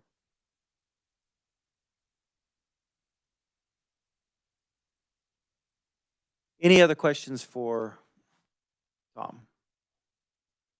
Thank you, Tom. Appreciate it. All right, so now let's, where we at on time? Okay, also, guys, so we are getting close to noon. Do you guys want to just keep going? Or do you want to break for lunch? Let's take a shorter lunch? Okay. All right, so let's go ahead. I think we're at a point where we can take a short lunch. So an hour, like 1 o'clock or even shorter than that? What do you guys, 1 o'clock? Okay. All right, so let's, we're gonna, oh, I'm sorry, Representative Curtis. Oh, thank you. Could you just kind of recap where we're at? Just kind of briefly, like, let's just kind of like review where we're at, kind of. Okay, I will review and then I'll see if I miss anything, Natalie, or do you want? What I have, and then I'll make sure that, what I have is that we've kind of, we're gonna have language that's going to be coming for the cybersecurity consolidation issue, sorta. We got the judicial IT hardware plan worked out. We've got the creation of the CISO in the legislative and the judicial branches worked out. I'm not sure about the duties. I think we're good on the duties with CISO, or do we need to look at those more? Mr. Chairman, the only one I would want you to specifically look at is that like reviewing contracts one, because Okay, that that's one's right. been up Oh, for, yeah. yeah. Okay, yeah, reviewing contract part, yeah, which you have highlighted right here. Okay, and then we've got the cybersecurity plan part, I think, done. We briefly kind of talked about the budget process lapse, and that we can talk about that some more if what the Jeff came up with as far as more of a reporting is it, and we got the audits taken care of. We still need to talk about the ITech membership, even though we kind of have it in here, we need to kind of talk about that. Data centers. We haven't talked about the IT reporting as separate branch, I don't believe. Have we? No, that is just, pre-291, all IT projects reported to the Keto office, and that's how you get your reports from them. Okay. But under 291, each branch reports their projects to their individual CTOs. So it wouldn't make too much of a difference. Obviously, all three of the CTOs come and report that stuff. But for example, like our KLIS project, right? Pre-291, we were required to do all this Keto reporting for that.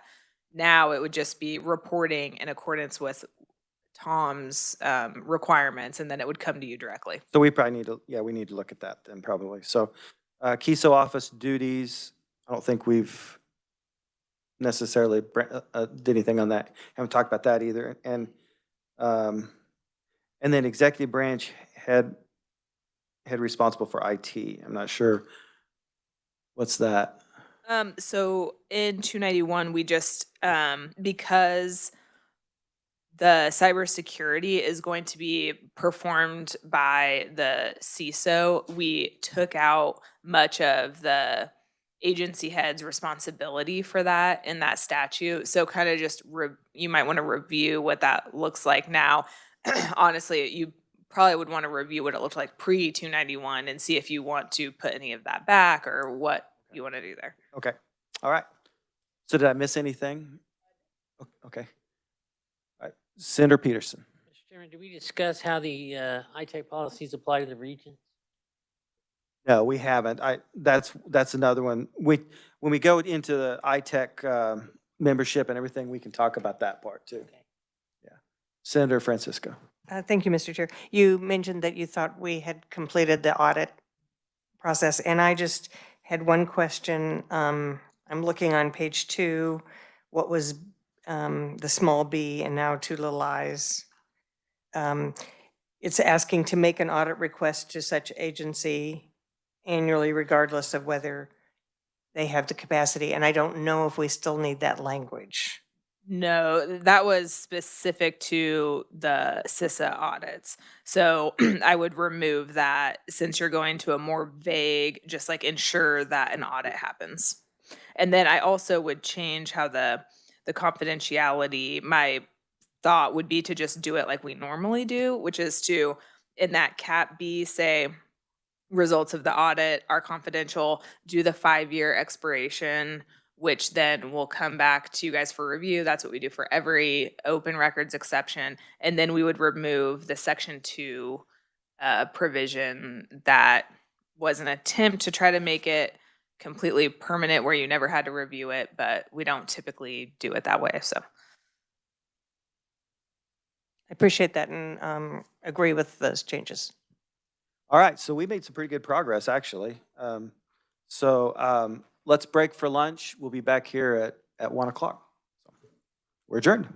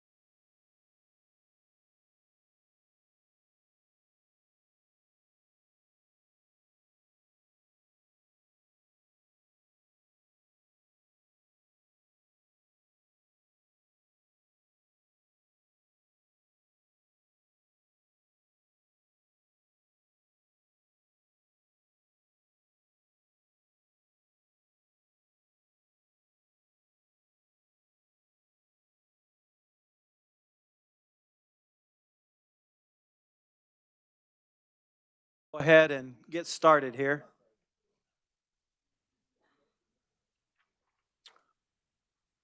Well, I think committee, looking at what we have left, let's jump to a couple of these that I think are going to be pretty easy for us to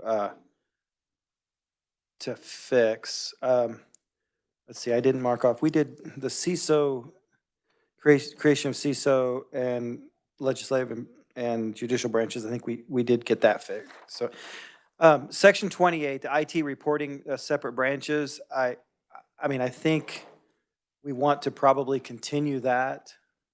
Because Natalie, remind me exactly what that, you want to, if you could. So it's kind of related to iTech a little bit. So reporting of all these IT projects went through the Keto office. So for the executive branch, that would stay the same, but because we're kind of breaking off the judicial and legislative branches from that centralized iTech governance, the reporting for those projects would be done in accordance with the policies that are put in place by the branches, CITO and CISO. So that does affect how this committee would receive that information, because now you get that, that thing from Keto with all the project updates. I assume that would stay the same for the executive branch, but when it comes to the judicial branch reporting and the legislative branch reporting, they would do that in accordance with their own policies. Okay, but we would still, we need to do something to make sure that they still have to report it to us, though. Yes. Don't they? Okay, then, okay. So are we good with that section? Senator Tyson. Thank you, Mr. Chairman. And I apologize, but regions in or out on, please. This is the iTech? this is the IT reporting. Oh, okay, okay. Yeah. Thank you. Yeah, I'm trying to do some of these. So yeah, I think we're all good with that section. Try and do the easy stuff first here. So, okay, the KESO office duties, section 34. Natalie, if you can explain that again for us. Try to find that here in the version of my bill went away.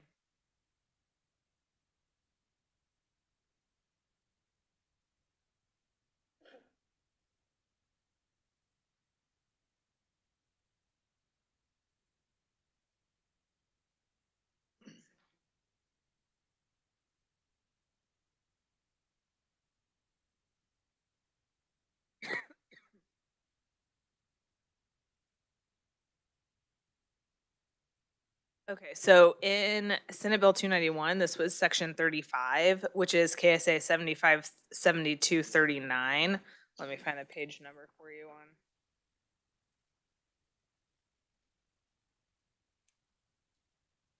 If you look at starting at page 38, this is where the sections about the Information Security Office are. And so in order to see the changes, you really have to look back at 291, which I think you guys have in your emails. The attachment that I sent out to you, it's on page 65, if you have that.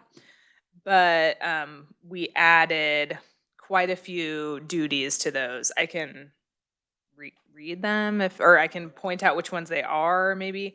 Let me see. Okay, so we changed develop, implement, and monitor the security risk management programs to assist the executive branch in developing, implementing, and monitoring strategic and comprehensive information security risk management programs. We added facilitate executive branch information security governance, including the consistent application of information security programs, plans, and procedures using standards adopted by iTech, create and manage a unified and flexible control framework to integrate and normalize requirements resulting from applicable state and federal laws and rules and regulations.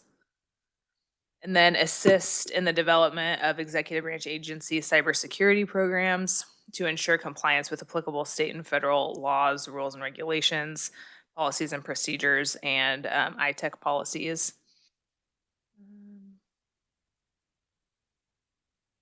We removed the requirement to coordinate with the executive branch agencies to provide cybersecurity staff. And then we added assist executive branch agencies to create a framework for roles and responsibilities relating to information ownership, classification, accountability, and protection. That's pretty much the extent of the changes we made there in 291. So I think that is, Jeff, is that, I mean, if we didn't put those parts in, we're kind of gutting the cybersecurity part of the bill, right? Just to a lot of extent. Not necessarily, sir. Thank you for that, Mr. Chairman, because there's still some language that already exists as part of the old KCA that exists in there. So there may be some additional tooling and tweaking, but it doesn't, I don't think it fully changes the intent because some of that language already exists there. Okay, so do we need it? I need to go back and see if there's probably still some things we can do to further strengthen it. Okay. So that's something So, we can so maybe that's something we'll just work on and provide additional. work on and provide later, yeah. Senator Tyson? Thank you, Mr. Chairman. This is pretty extensive, and I would like time to review it. Yeah, I think we'll, so that part will, if you can work with, and we'll see, because, so you're saying that there's some parts of it from the Kansas Security Act, it's kind of redundant in some places. Yes, sir. But Okay. I do think there are some areas where to further strengthen or further clarify. But if it does sunset, it's not a major detriment either. Okay, all right, sounds good. Okay, so that part is, and then the executive branch agency head responsibility for IT, I think that one we want to do, but Natalie, can you? Sure. Thank you, Mr. Chairman. So there were some requirements in there for the agency heads about where the locations for data can be. We made that a CETO responsibility and said that they had to maintain those in the United States. So those responsibilities are stricken. They also had the agency heads themselves had a requirement to implement policies and standards to ensure the agency's data and information technology resources are maintained in compliance with applicable state and federal law and rules and regulations. We removed that because now that's going to be the CISO's responsibility. Implement appropriate cost-effective safeguards to reduce, eliminate, or recover from identified threats to data and resources. Include all appropriate cybersecurity requirements in the agency's request for proposal specifications for procuring data and information technology systems. And then the rest of it is about the cybersecurity self-assessment. So they had to kind of perform a self-assessment about where the agency thought that they were in terms of cybersecurity, and they had to give that over to the CETO or through that reporting mechanism. But those provisions are stricken because they're not going to be operating their own cybersecurity programs anymore. So essentially, you removed a lot of that. It's mostly related to those provisions, though. Okay, so I think that is, to me, it's redundant if we leave that in to a certain extent, because to go back to the original, if we allow that to sunset, it kind of makes it redundant, right? Right, so you're wanting to keep the changes, or you're proposing? I think so. What's everybody? Senator Tyson. Thank you, Mr. Chairman. I'm not sure. This is part of the section that I had problems with the bill. I just would like a little bit more time to digest it, but thank you, Mr. Okay, well, can we go ahead and put it back in, and then when it comes to, then you can look at it, and if we need to make changes to it? Yeah, that would be fine, Mr. Chairman. I just,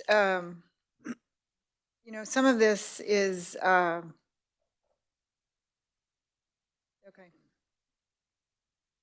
Thank you. All right. I think we'll go ahead and put it back in at this point, and then we're going to have one more look at this before we implemented anyway, or before we, um, my mind just went blank. Thank you, before we introduce it, yes, so. So, Mr. Chairman, I just want to make sure I understand. So essentially, we would just remove the expiration of this section, keep it as is. I think so at this point. And then we'll, if there's some concerns later, then we can change it. Senator Tyson. Mr. Chairman, so this is the part with the data centers being in the US, right? No, this is the next one. Well, I'm going to go back to the data centers in the US. Okay, because we already addressed that in the, Yeah, but that's a feel-good statement. Just because the center's in the US doesn't mean it's a secure center. So okay, I got what you're saying. that's all I'm going Okay. for. All right. All right, so just take the sunset off of that one. Okay, so, the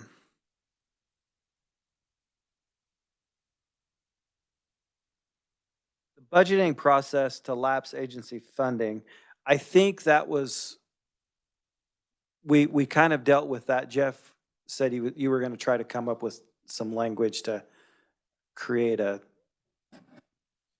right? Yes, sir. I think the intention we would like to pursue is as we identify gaps or discrepancies, the conversation is around specifically trying to address those gaps and discrepancies versus necessarily penalizing. Okay. So we want to focus on this is what it'll take to mitigate that risk, and this is the cost, and this is kind of the risk management process we're trying to keep elevating up out of. Okay, that's what I was thinking. I was just wanting to make sure. So we've got that. Okay, thank you. So let that expire in the bill. Yes.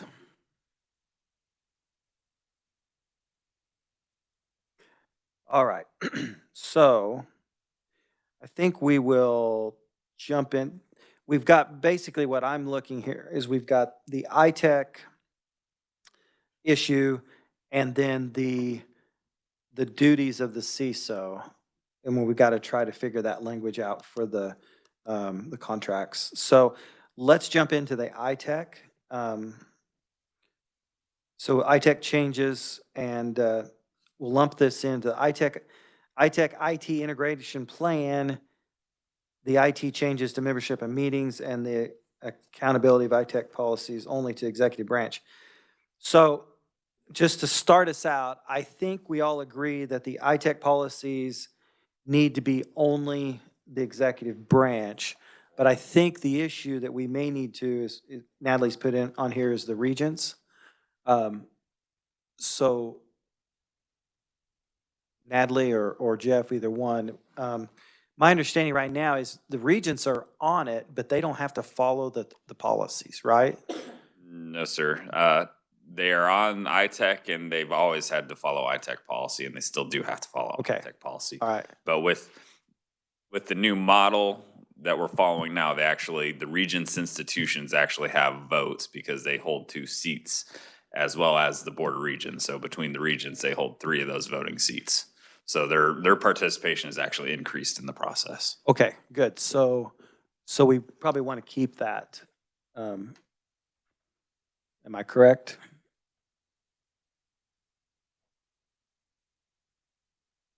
Okay.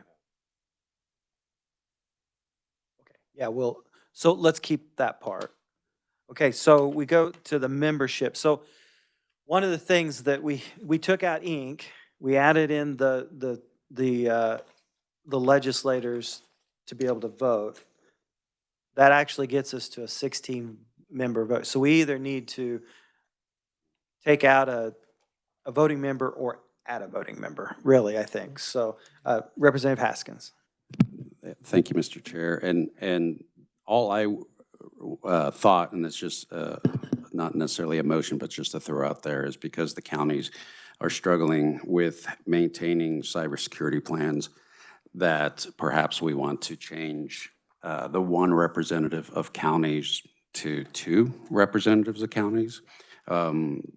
But that's not, I'm not going to throw myself on the sword on that. I was just finding a way to get us to an odd number without removing people. Senator Francisco. Thank you, Mr. Chair. The Senate does just fine with an even number.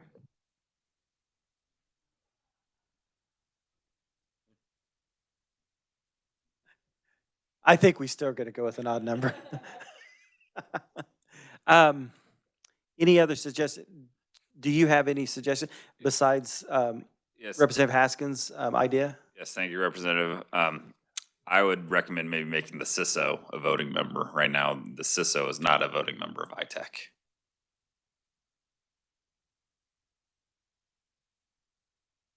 So we set cybersecurity policies within ITEC. It would make sense to include them as a voting member.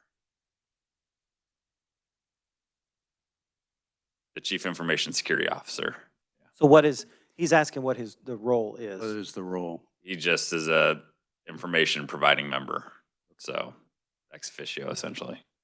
Yeah, right. So if he's ex officio, he should only have a vote in the case there's a tie. Yeah, but I think he should be He involved doesn't have more a, I mean, that's one way of handling the ex officio. Yeah. But there's a purpose for the ex officio when it comes to, It's not labeled specifically what that role is. Natalie, he doesn't So. have the vote at all, even if a tie. Doesn't know. No, he doesn't so have- then he's just ex officio. If he doesn't have a vote, you're ex officio. Mr. Chair, and Jeff, you can maybe point out if I'm missing something, but I don't even think he's technically on. Not 'Cause on the it. non-voting members right now are the Chief Information Technology Architect, the Legislative CTO, the Judicial CTO, and then the legislative members who are moving back up. So what's everybody think?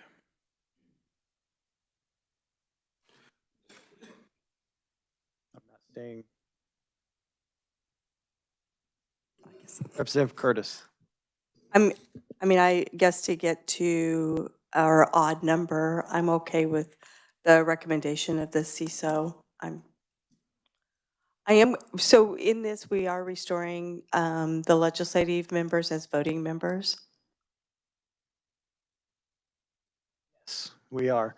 And that was just, I think there was some people that felt like that the legislative members should be voting on it. And so. I'll probably attend more regularly if I'm a voting member. Thank you. What about Representative Haskins' suggestion? Is there anybody like that more than the CISO or Senator Francisco? Thank you, Mr. Chair. A third alternative could be making it one information technology employee from the State Board of Regents. Because as they said, the regents would now have 3 members of this committee. And I think in some ways, I prefer a smaller board than a larger board. you're in the Senate.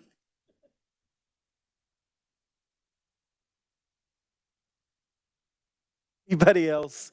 I knew this would maybe be a little bit of a Senator, Representative Haskins. Yeah, thank you. I'm, like I said, I threw it out there just for us to discuss. I'm not sold on any. The only question and about this, where do you go, Jeff? The CISO is the CISO to be independent of this committee? How does that, I'm just curious why they don't have a voting or representation now. Yeah, Like, so what am I missing? Thank you for that question, Mr. Chairman.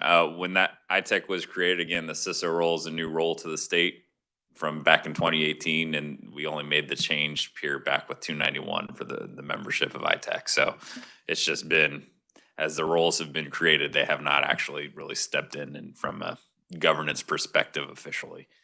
The CISO already attends every meeting and provides a briefing every meeting of what's going on to ITEC. And the CISO is also one who leads the policy writing for the security policies. So that's where it just makes natural sense that they probably are a voting member. And it will add counties and local governments, while they have membership, do not have to follow our standards. That's a whole different can of worms of a discussion for that. That's what I was going to ask. So the 4 members that are they're non-state agencies. I was going to look those up. What are they? Yeah, the four that are on it that are non. You have the cities, the county. There's one representative of the city, one representative of the county. And then there's the private sector person with background and knowledge in technology and cybersecurity. And then, are you talking about the KC position or? Yeah, I'm not sure. I guess it's just 3 in there, really. Office State Board of Regents, Chief Information Technology. I mean, Inc. would have been one. Right, Inc. would have been, okay, yeah. So, I mean, I don't think it's bad to have a city and a county on there just simply because it gives them maybe the ability to go back and help their organizations with policy. And as well as they do provide valuable feedback, so. All right. Well, if we don't, I'm just gonna throw it out. Let's go ahead and just put the CISO on there as a voting, and then if we have more discussion another time, we can, is that all right? Yeah, that sounds fine with me too. Okay, all right. Okay, so we got that. So that brings us to the IT integration plan. What, I think that was IT integration plan. Yes, so Natalie? that kind of appears in a couple of places. The ITech responsibilities, we added that they are supposed to work on a plan to integrate all IT under OITS. That was also in like the new section 1 language where you guys were gonna hear that report, which you're kind of hearing now. So just whether you want to keep that plan going, whether you want to keep that as one of the ITech responsibilities or. Sorry. My opinion is because we're taking the other part out, and that's gonna be a discussion that's after we hear the Gartner, that we just take that out. Because they'll start doing that if the plan is to start consolidating. But for the meantime, I think we just take that part out. So, Mr. Chairman, just to clarify, I will take it out, starting on page 20, B4, which is develop a plan to integrate all IT into the executive branch. And then back when we were talking about the section 1 changes, kind of getting rid of that judicial branch plan, you guys had me keep that language. Let me find it here. It's toward the end.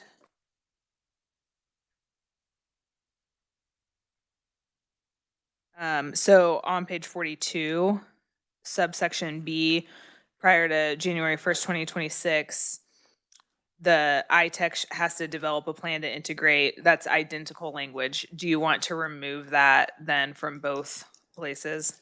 I think so. Okay. Yes. Yeah. I mean, I think we want the idea to be continually looked at, but I don't think we want to, yeah, we don't need to be redundant, so, yeah. Okay, so I think that takes care of that. As far as what I've got, and this one may take us a little bit, the biggest issue we have right now is the CISO responsibility and that contract project / language. So unless you have something else that, Natalie, do you think we've covered Yeah, I everything think except we've for that? pretty much covered everything else. I was just gonna point you to an example of that language so you can look at it on paper here.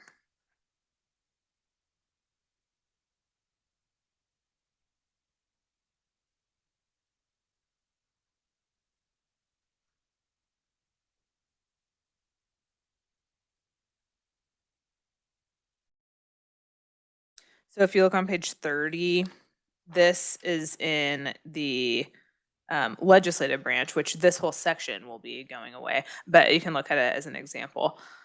This lists all of the CISO responsibilities if you want to peruse all of those, but the one I want you to pay most attention to would be paragraph 9, where it used to say review all contracts related to information technology. That's kind of broad there. That's why I wanted you to look at that. Okay, so Jeff, I think the issue that that I remember was that we needed to have that happen quicker than what it's happening. So I'm not sure this fixes that. Yes, sir, Mr. Chairman, there's really a couple issues with that is one, just the sheer volume and then specifically tying that to one individual to review all those takes away from their day job essentially, which is protecting the state. Yeah, so we need to add in there that the CISO can as a designated. Add designees or Yeah. third parties or something that can help us with that process. But also, if we're at the contract piece, we're a little too late to make structural changes. So for example, if we went out for a bid and we're reviewing the contract after all the proposals have been made and we miss or something was missed that we need changed into the contract or something, that could be a material change and void the RFP process. So that's one where we need to be working very closely with the procurement office and trying to get in sooner so we're not kind of putting some of those things or those challenges in play if we can address that sooner and address it kind of earlier in the process. So that's where there's a little nuance because there is a degree of we add the contract and then also through the procurement and the solicitation process. Then we need to be making sure the terms are in sooner than when we've gotten to that last step of signing a contract. So the other thing that we had brought up at lunch, a couple of us, we were talking, and what if there is no contract? If it's an in-house project or in-house, then if we say contracts, then they wouldn't necessarily, but is projects too broad? So Yeah, and that's some of the language we need to find. I think project captures that very challenge there. Because again, there should be some sort of project with in-house development, et cetera. So those are some of the nuances we want to keep kind of working through some thought cycles on and what would be the best approach to make sure we're capturing the appropriate need. anybody over here? Representative Haskins.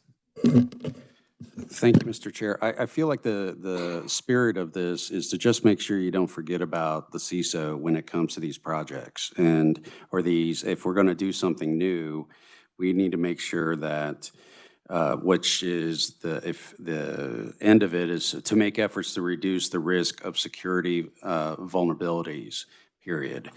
So I would, if this is to be important, I would say that they need to be informed, consulted, or they need to just be included, but not have necessarily a decision-making process in which they have to review or oversee. And maybe, and if I'm wrong, please correct me, but I just feel like that's the purpose of this, is to make sure that any new project is not going to put us at risk for security vulnerability. Okay, yeah, I see what you're saying, that they would be, I can't remember, the consulted. Consulted, informed, they just need to be involved. I don't know, Yeah. but But the issue is, the word projects, or is it? yeah, projects or contracts and when they need to be involved. So that's, and we still probably even need to, even at that, make it so that it's the CISO or their designee. So do you have any suggestion of language right now, or do you think that's something that we may need to? There's a lot of kind of nuances that we really want to kind of, lack of better terms, noodle on it and kind of pick it apart to see where the best, because the advised consulted is also good language to put in there, informed. We have so many different vehicles for procurement. We also need to make sure we're capturing all of them. So whether it's doing a bid solicitation or going out for something already on contract, we want to make sure we capture all that. So I'm trying to figure out what the best mechanism is. Okay, so Senator Tyson. Thank you, Mr. Chairman. A question, it does just say judiciary in here. Would this be? Yeah, so actually, we probably need to look at this for each branch, because it's going to be different, I think, for each branch. Yeah, so we're right now just executive branch. So I think what I'm hearing is from Jeff, and maybe is that we need to try to work with him with some language on that. If that is okay with Yes, sir. everybody? And I will add a caveat, though, that this is where some involvement, because all three branches are supposed to use the Office of Procurement and Contracts through D of A for solicitations and things like that. So there is a degree of the process to evaluate that does apply to everybody. Okay.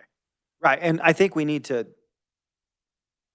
have something in there for every branch, but I think it's gonna look different, maybe. So, Representative Haskins. Yeah, thanks, Jeff. Does this need to be more prescribed or need to be broad? What do you, And that's really the question that we're trying to determine ourselves, because when it was so specific, we become a bottleneck because there's so many contracts that come through in terms of all the different vehicles. So how do we capture it the best? So do you feel that the spirit, like as I mentioned, to make sure the efforts to reduce the risk of security vulnerability is primarily the purpose for this? yes, sir. Okay. All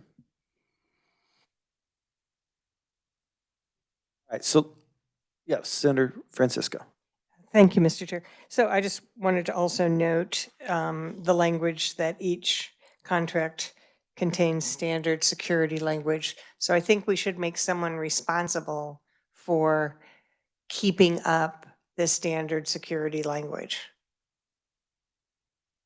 I mean, I think that's part of this as well, so that there needs to be somebody who will establish that language, and then someone who is responsible for keeping it up to date for our contracts. Which would probably be the CISO. Yes, They're but the- I'm just yeah. saying, rather than the chief information technology officer. Because this is under the CISO's, this is under CISO's, yeah. So I think, well, I mean, if they're the ones that are overseeing or reviewing it, I would think they would be the ones that maybe are putting together that standard, wouldn't they, or not? And I think that's something we've definitely worked through, and we're trying to identify. Again, there's some nuances too in terms of that would be one we definitely want all three CISOs to collaborate, because if you do it in the standard model, for example, any contract now, we have to have a DA 146 form, which are the state's terms and conditions as a whole. That does apply to all three branches as well. So it'd need to be something like that, where there needs to be some collaboration amongst the three branches of what the standard T's and C's are. All right. Okay, so I think if you can try to come up with some language for the executive branch and work with Natalie on that, that would be great. So now Alex, for the legislative branch, for the judicial branch.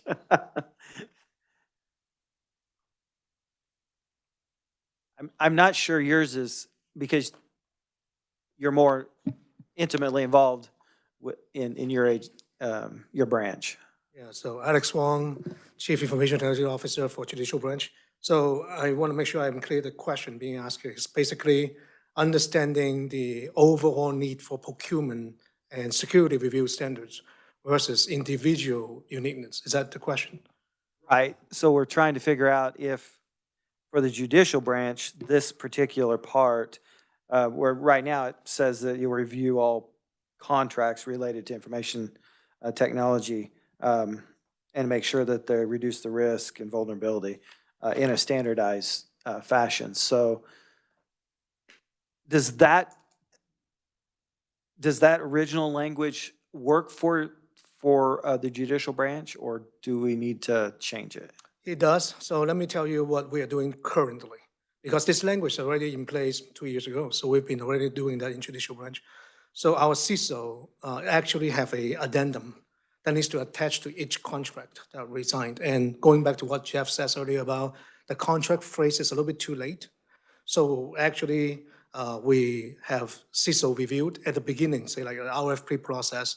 And actually, the first thing that we ask vendor to give us is terms and conditions. So those are documents that we ask for every single vendor that do business with judicial for CISO reviewed, so that it is upfront.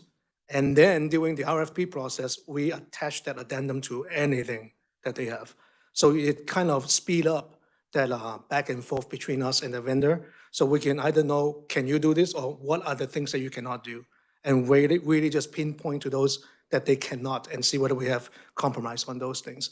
But I think that kind of reduce the needs of the CISO have to review every single one of them and speed up that process, but also give us that confidence that things are being looked at.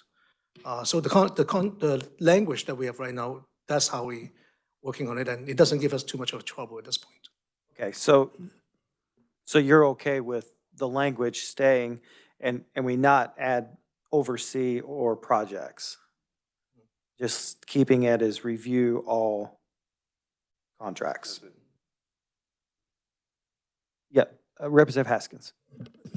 I like that, but are they really reviewing the contracts? Or are you just upfront saying, hey, if you want this contract, you got to guarantee that you're going to meet this requirement. And so you're upfront, so you don't, it's a yes, as opposed to, okay, you got the contract, now you got to add this to the contract. It's straight up front. It's like telling somebody, here's the compensation for the job, don't apply for it unless you can live by that compensation. Yep, so the contract is not signed Right. until that addendum is attached to the whole contract. So when it's signed, all the languages is agreed on at that point. Yeah, but but all that happens before a contract is even put forth, right? Correct? It's even before the RFP project. Correct. So really, we probably do need to change this language. So I think the viewpoint is project, I think it's what we're talking about is project versus contract, right? So the contract includes everything related to that procurement. So even coming up with the idea, right? There's a concept that we want to do something, then we started to oversee that whole thing. So I think it's, what I need to think through is how much of that project needs to have oversight and what specifically goes into, if I say just need the contract, and what is excluded from that. Is there a better word from project and contract that would work? I think through that, but I think procurement process may be one. Natalie? Mr. Chairman, from what I'm understanding what they're doing, I feel like you wouldn't need to tweak this all that much. You could just say that, like, ensure all contracts related to information technology, like, contain provisions to reduce the risk of security and vulnerabilities. Because essentially they're just providing their provisions of the contract that they are, not willing to negotiate right up front. So you're still ensuring that the language is in the contract. It's just on the front end. And he was showing me, it says at the end, and ensure each contract contains standard security language. So, Correct. so if It's we like kind of massaging that front part to just just say that, like, ensure all contracts related to, yes, yeah, because then that would allow them to go before, yes. anything before. Okay, Going after. okay. How does that sound? Senator Tyson. Oh, Thank you, Mr. Chairman. So I understand what we're doing, but just because the language is in the contract, are there clauses in the contract to pull back on performance? That's one of our biggest issues as a state. We enter these contracts, we don't necessarily manage them or hold the vendors accountable. And so do we need something in statute? I mean, that might be going too far, Mr. Chairman. I'm just asking the question. Thank you. My comment is that should be part of Office of Procurement conversation as well, because it has the breach of contract, not just IT contracts. I'm talking about all state contract. We should have that same responsibility. so that's probably something we need to look at for the procurement office. Okay. Yeah. Senator Francisco. I agree with Natalie, and that's about what I was going to say. Yeah, I think that language probably will work. I think Jeff was wanting to come. Does that help you? Thank you, Mr. Chairman. Jeff Maxon, Executive Branch Chief Information Technology Officer. So from the contract piece, it does, but I think our stance of where we're going is we want to make sure specifications are actually put into the proposals as well that meet those security requirements. So that's why some of the project pieces are important to include in that. I do think maybe a word that could be used to substitute would be acquisition, because that could capture contracts and the process as well. So any acquisition of any information technology. Mr. Chairman, I guess I just want to make sure you guys understand this provision is in a list of things that each CISO for each branch is supposed to do. If you're wanting to change like what happens during a request for proposal, that's a different set of statutes that you're not even looking at right here. So, you know, you would need to look at like the procurement statutes. That not to say that that can't be in this bill if you want it to be, but I don't think just massaging this little sentence here is going to get us there. I think more changes would need to be made to different statutes. Does that make sense? Jeff? And I think what we're hoping is that if we keep it in the project space, we're not having to open up the procurement side. Yeah, so. Are you wanting it to be in the request for the proposal though? That's where we want to start getting some of that Yeah. specific oversight into, because that's the first place we can capture it and ensure that stuff gets anything in a specification in a proposal or a request for a proposal in terms of your specifications is binding contract language for the state of Kansas already. So I think if you want to require something to be put forth in those requests for proposal, we have to put it in the statute that outlines what has to be in those, yeah. Well, and that is, we can do that through the technology statutes that exist on IT projects without having to get into the procurement side of that. I see what you're saying, yeah. Okay, you and Natalie work on that. Lots of moving pieces. Okay. That, so.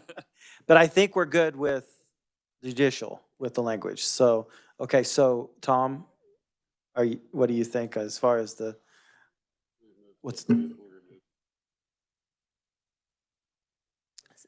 Yeah, so right so, now. I'm sorry, Tom, we removed that. Right. Well, and that's why I just Right. want to, so now our branch, the legislative branch looks more like the elected officials where we just say they have to have a cybersecurity program that is based on NIST. They have to audit, you know, ensure that an audit happens. So if you guys want language about reviewing the contracts for the CISO in the legislative branch, that would be like its own provision that wouldn't exist in the other ones unless you want it to apply to every. We probably should. I think we probably should simply because we still have our kind of our separate divisions. So does this language that you just used for the judiciary work?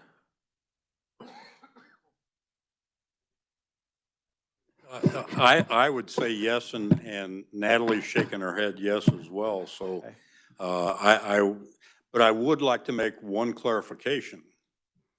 The legislative branch does not have to go through the Office of Procurement and we can do our own. We can issue our own RFPs. We follow many, if not most, of the rules that come down out of procurement, but we can issue our own. All right. But I don't think that, yeah, for the purposes of this, I think we don't have to worry about it, yeah. Natalie, is that okay? I mean, from what you can see? Yes, Mr. Chairman, and probably the way it was for our branch, probably the way it was before was just fine because we don't have the volume, you know. So, but we can make it match judicial if you'd prefer. Yeah. I think that's fine. Senator Tyson. Sorry, Mr. Chairman, I do want to ask Alex a question though, because, and I know we talked a little bit about it, but if it's a project and it's not going out for bid, there's not a vendor, would you still have a review process? Because this is not requiring that by statute. So the short answer is yes, and that it comes from internal policy of security policy in the judicial branch. Because at that sense, then you are not dealing with the procurement process. So there are certain things that, like Jeff mentioned, DA 146A, they have a lot of base level things that's already built in. We will have those in our internal judicial security policy that also applies to those things. It's actually more stringent because it's more controllable from our sense. So there is policy in place for that. Thank you, Mr. Chairman. It's not, maybe not for Alex, but based off of Tom's comments, I haven't watched closely on the procurement process if there's been changes, but it's my understanding any department or agency can sole source. They don't have to go through the procurement process if it's under certain parameters. Tom? Oh, yeah. Mr. Chairman, Senator Tyson, there are dollar thresholds, and you are correct that it doesn't have to go through if they fall under those dollar thresholds. But for a lot of the IT projects, they well exceed the thresholds that are out there for a lot of them. But that is correct that we don't have to. And our review process, the revisor's office reviews all of our RFPs, all of our contracts, everything as we go through the process, since we don't necessarily use the Office of Procurement. And sometimes we'll even issue an RFP even under a threshold that's in the procurement statutes. So just for transparency purposes, if nothing else. Thank you, Mr. Chairman. I just wanted to be clear so that when we're changing the procurement statutes, that we understand that there might be some parameters that may not fall in line. Thank you. All right, Natalie? Thanks, Mr. Chair. I just wanted to clarify, do you want this language for the electeds too? It's not in there right now, but I think it wouldn't hurt. okay. Yeah. So the same that we're doing for judicial Yeah. and legislative. Yeah, I Okay. think it wouldn't hurt. If we're gonna have them, if we're gonna have a CISO, then, you know, that CISO ought to be the one looks at it, so. Okay. All right, so I'll tell you what, everybody, I think we might have gotten through it. Natalie, is that what you see? Yeah, I think so. Hopefully I didn't forget any big ticket items, but I think so. All right, Senator Francisco. Thank you, Mr. Chair. A small ticket item that I think we discussed at our meeting last time and just wanted to make sure, or I would like to see stay in. This is on page 43D. I just wanted to strike the prior to February 1st, 2025 and say that every website that is maintained by a branch of government or state agency shall use a .gov domain. It's just strike the language about the prior. I think we talked about that. Because is D going to, is it being caught by the expiration? Yes, Mr. Chair. So now with kind of what you've struck out of there, what that section will contain is just the part about the cybersecurity services for each branch being administered by the CISO of each branch. And then you can keep that .gov in there, and then the line item piece that all the spend has to be separated out by line item. Okay, all right, so that, And the exception for the state educational institutions, obviously, but. okay.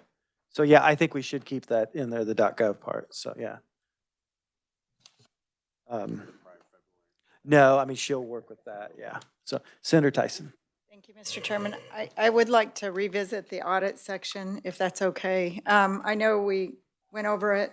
I've been stumbling. I actually reached out to a network expert, and I have not heard back from them. But NIST standards, I know that's been tossed around a lot here, that terminology, and I just want to confirm that that's where we need to be and in statute. So I will be doing some research on that. But on the audits, if we don't lock down some of this stuff, like if we just said periodic, as the good senator to my left pointed out, that could be every 100 years.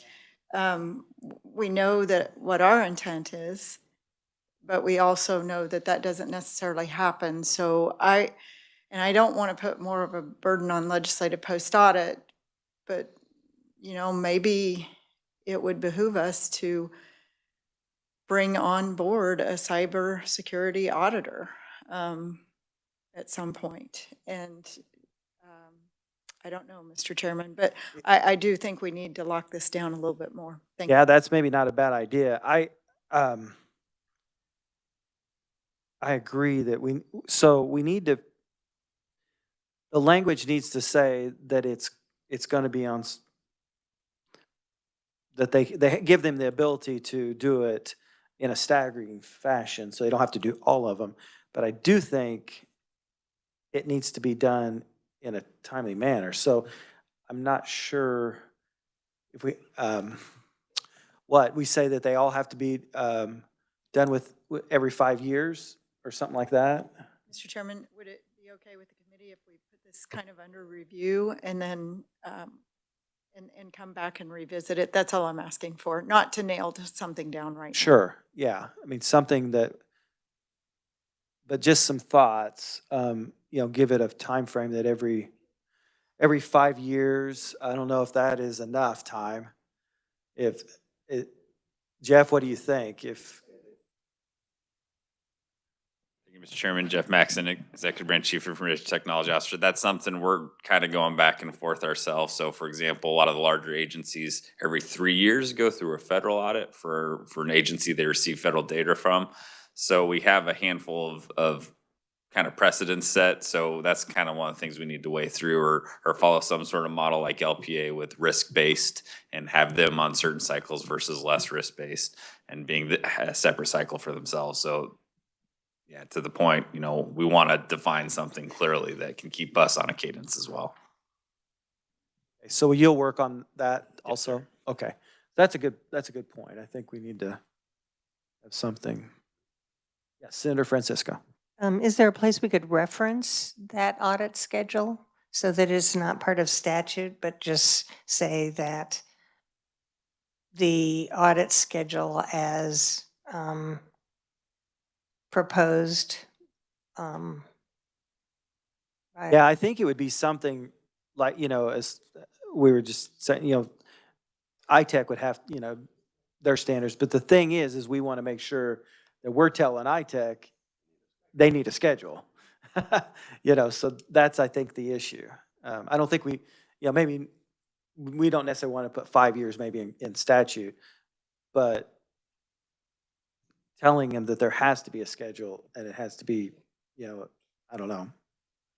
Mr. Chairman, just to remind you that this audit language is in all of them. So the executive branch down to the Secretary of State's office. So what works for, you might want to, kind of like you did with the contract language, it might not make sense to put them on the same kind of,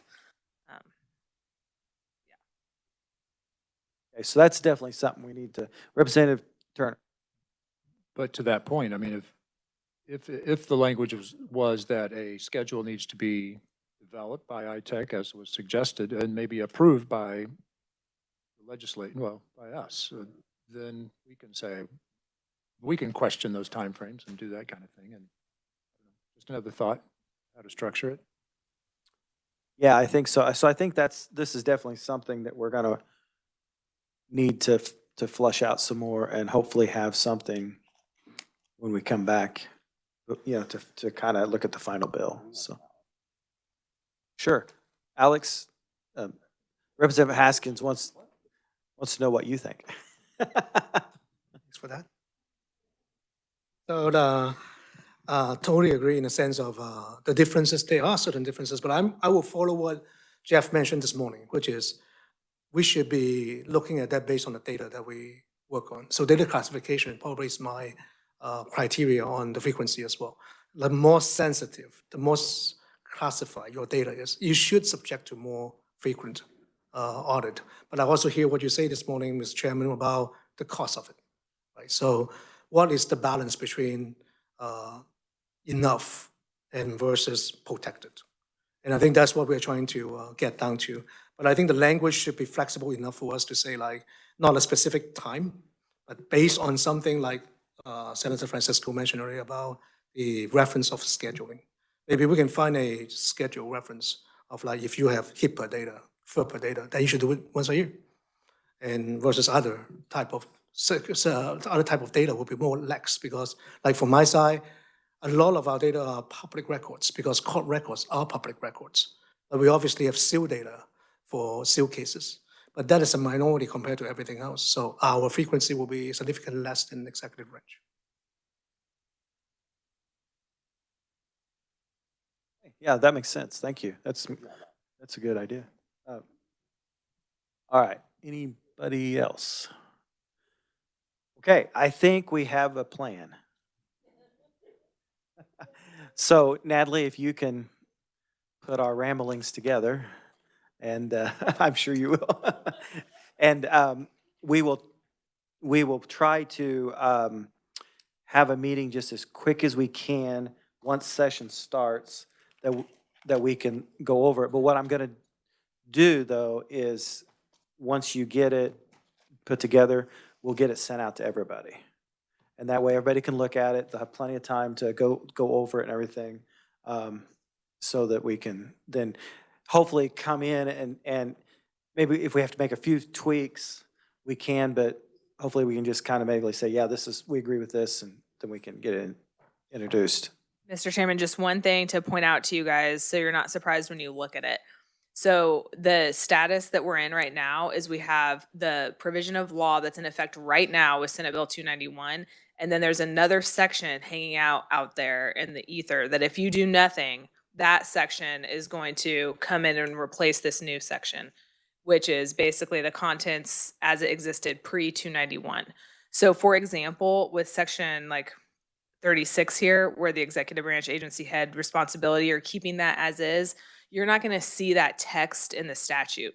All you're going to see is me repealing the version that's sitting out there waiting to take effect on July 1st of 2026.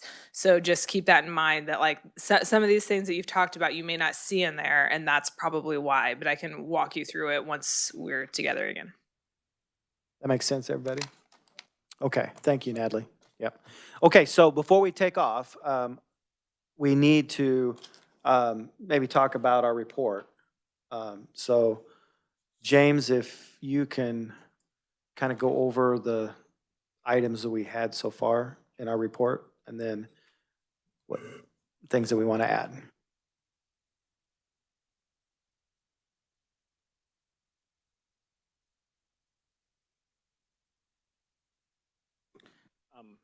James Fisher, Kansas Legislative Research Department. Just first to clarify, actually be a question for Natalie, the legislation piece, I was going to include a recommendation saying the 2026 legislature review a bill to be introduced at a future date.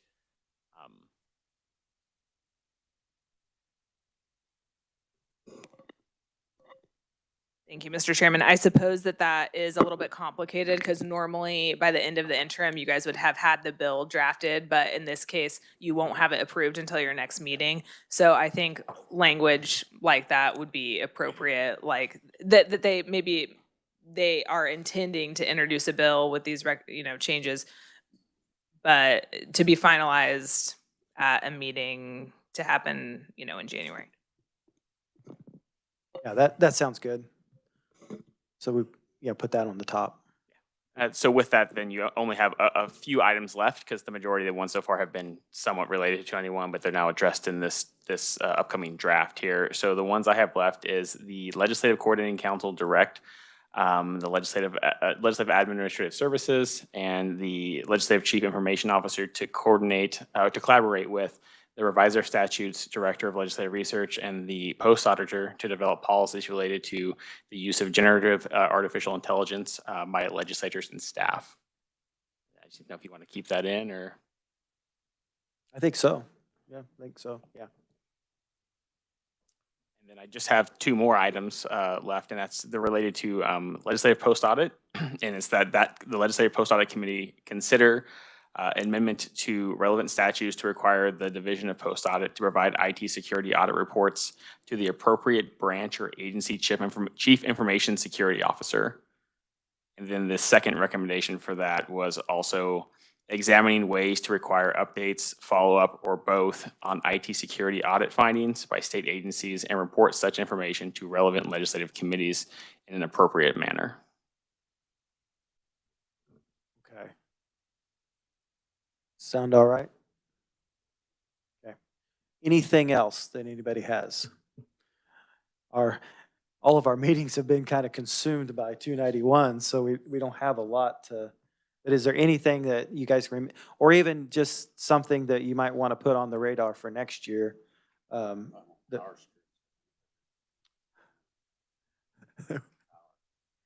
right. The Information Technology Committee would like for us to have power strips in. Senator Tyson.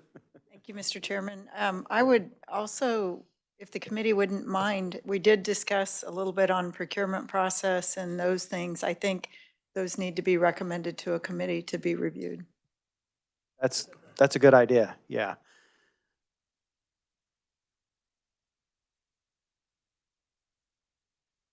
Is that generally or just around IT projects? No, I think generally. I mean, might as well. Senator Francisco. Our comment could be, we've seen this in IT contracts, but believe it should be reviewed generally. It looked like it was from our committee. That sounds good. All right, anything else? Was there a statute change that we had talked about earlier, not in this, but in another one, in another? On procurement? Yes. Wasn't there something like a change? Maybe it wasn't procurement, maybe it was something else. Anyway, I don't recall. I just remember saying that was in a different statute that we should look at.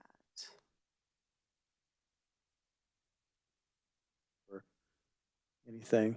Is there anything that we want to, as far as a legislative committee with IT, maybe say to LCC? Our strips. Senator Tyson. Well, I would second the power strips, Mr. Chairman. Thank you. But I do think we talked about procurement, but also the Gartner, is LCC ready? Are they aware of that report coming? There's going to be a lot of work after that report. And so we need to possibly mention. Yeah, we probably should put something in there to the extent that with the Gartner report, I don't know if we wanted to say the Gartner report, but we can, that the legislature and the executive branch continue to look at IT consolidation as as an issue or as a, I don't know what, opportunity or, yeah. Representative Turner. Well, we could say, that part of 291 required this information, self-look, and we've seen a preliminary report of that, which indicated there were a lot of efficiencies to be gained, both operationally and security-wise. So, but that final report per 291 is to come, I think, January 15. So just so they know that that's on a timeline and coming.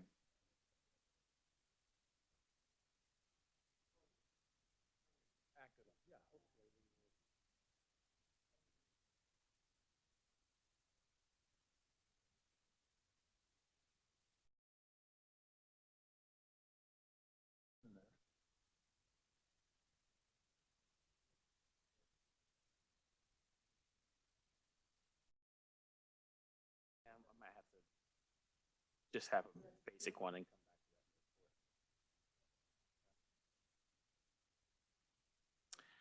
back. To clarify on that last one, are you wanting the report also delivered to the LCC, or are you just wanting to make clear that this is a topic that the legislature should consider generally and also possibly take action on in the future? IT consolidation. Senator Tyson. Thank you, Mr. Chairman, I think the report should be delivered to the LCC also. It's gonna, from the overview that we had, there could be some substantial suggestions. And so I think they need to be aware of it if we're going to be looking at those types of proposals.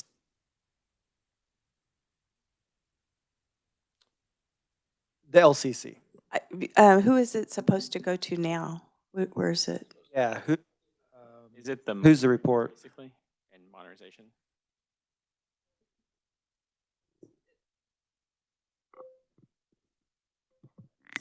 Sorry, Mr. Chair, are you just talking about the report of this committee? Like, No, the Gartner report.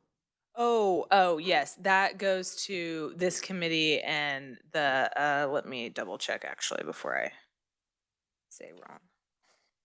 Because you guys actually changed that. I think you changed it last year to include you guys.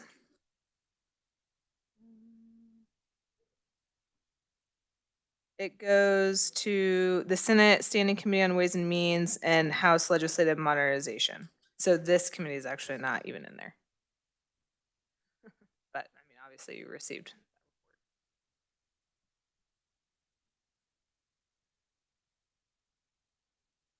And just for clarification, that piece will be kind of going away in that section because the whole thing about, yeah.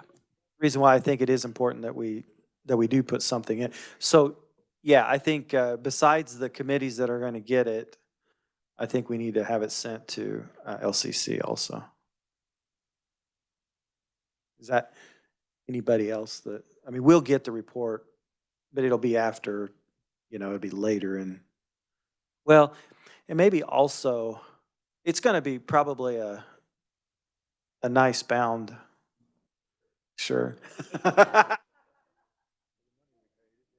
I'm just thinking if it's something that every member of this committee should get too. Yeah, yeah. Leather bound? Yeah.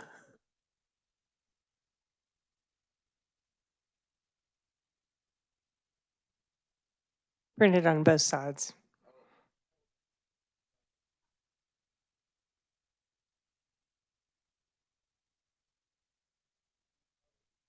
Going to be done by January 15th?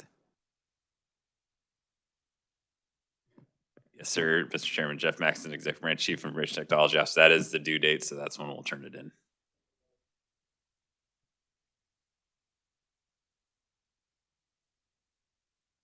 There are no time. I mean, it is just simply a report. There's no time provisions in it. It doesn't, I mean, it's got, because it's not a plan that is time sensitive. Correct, sir. It is looking at the things we need to do as a state to position IT for the future success.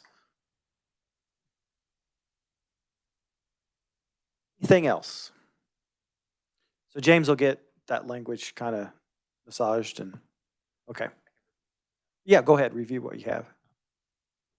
So this is in addition to what I read off earlier, but now I have add power strips behind the ICs for all members and committees. So Tom, you got that. Review the state procurement process generally, and then make a reference to it came up in discussion about IT projects in this committee. And then something along the lines of recommend that SB 291 reports be delivered to the LCC and JCAT as well as those committees required in the statute, and encourage the legislature and executive branch to review and work with these reports to move forward, basically. And you'll all get a, so the process is we'll develop a draft report. It'll go out to you all, hopefully, I don't want to commit to a deadline yet, but probably next week if we can get through that, if not shortly after that. You'll get X amount of days to review and let me just kind of know if there's any changes. And then we'll do basically approval by, if I don't hear anything back, it'll get deemed approved by a certain day, and that'll be along with the minutes as well. Generally, the chair will get a copy a little bit in advance, and then we'll go from there. So. And the minutes from last meeting, will they be same thing? Okay, yeah, all right. Okay, so I think, look at here, not even 2:30. Man. Well, that's true. We are skipping the last thing on the agenda. Yeah. Yeah, so my intention is we will, again, hopefully try to have a meeting that we can, during session, that we can maybe look at those. The 3-year IT plan, I mean, that's leather bound and spiral, yeah. So, I mean, that can be delivered to us, right? Yeah. As far as the other ones, we'll try to have a meeting and we can go over those. And, but you also got to, I mean, they did give you a report today too. You got your hard copy of, and so, you know, you can look at that. So, all right. Well, thank you guys for all your hard work. It's been a pleasure serving with you and working on this. And as we get ready to go into the session, we'll hopefully make this move forward. So, Representative Haskins. Yeah, Mr. Chair, I just want to thank you for running a very, it's always enjoyable. You do a good job, but more importantly, I want to thank the staff for the extra work and the time and everything they've put in. So thank you guys very much. Yes, thank you. I appreciate you guys working with, and Natalie, thank you for, especially thank you for putting that little draft together real fast this morning. I think that helped us tremendously, and so appreciate that. And I'd echo Representative Haskins. Thank you to the staff, and thank you to our CETOs for all your involvement. You guys have really helped us out, and Jeff still has a lot he's got to help us out with. But so with that, everybody have a happy or Merry Christmas and a Happy New Year, and we will see you after the first of the year. We're adjourned.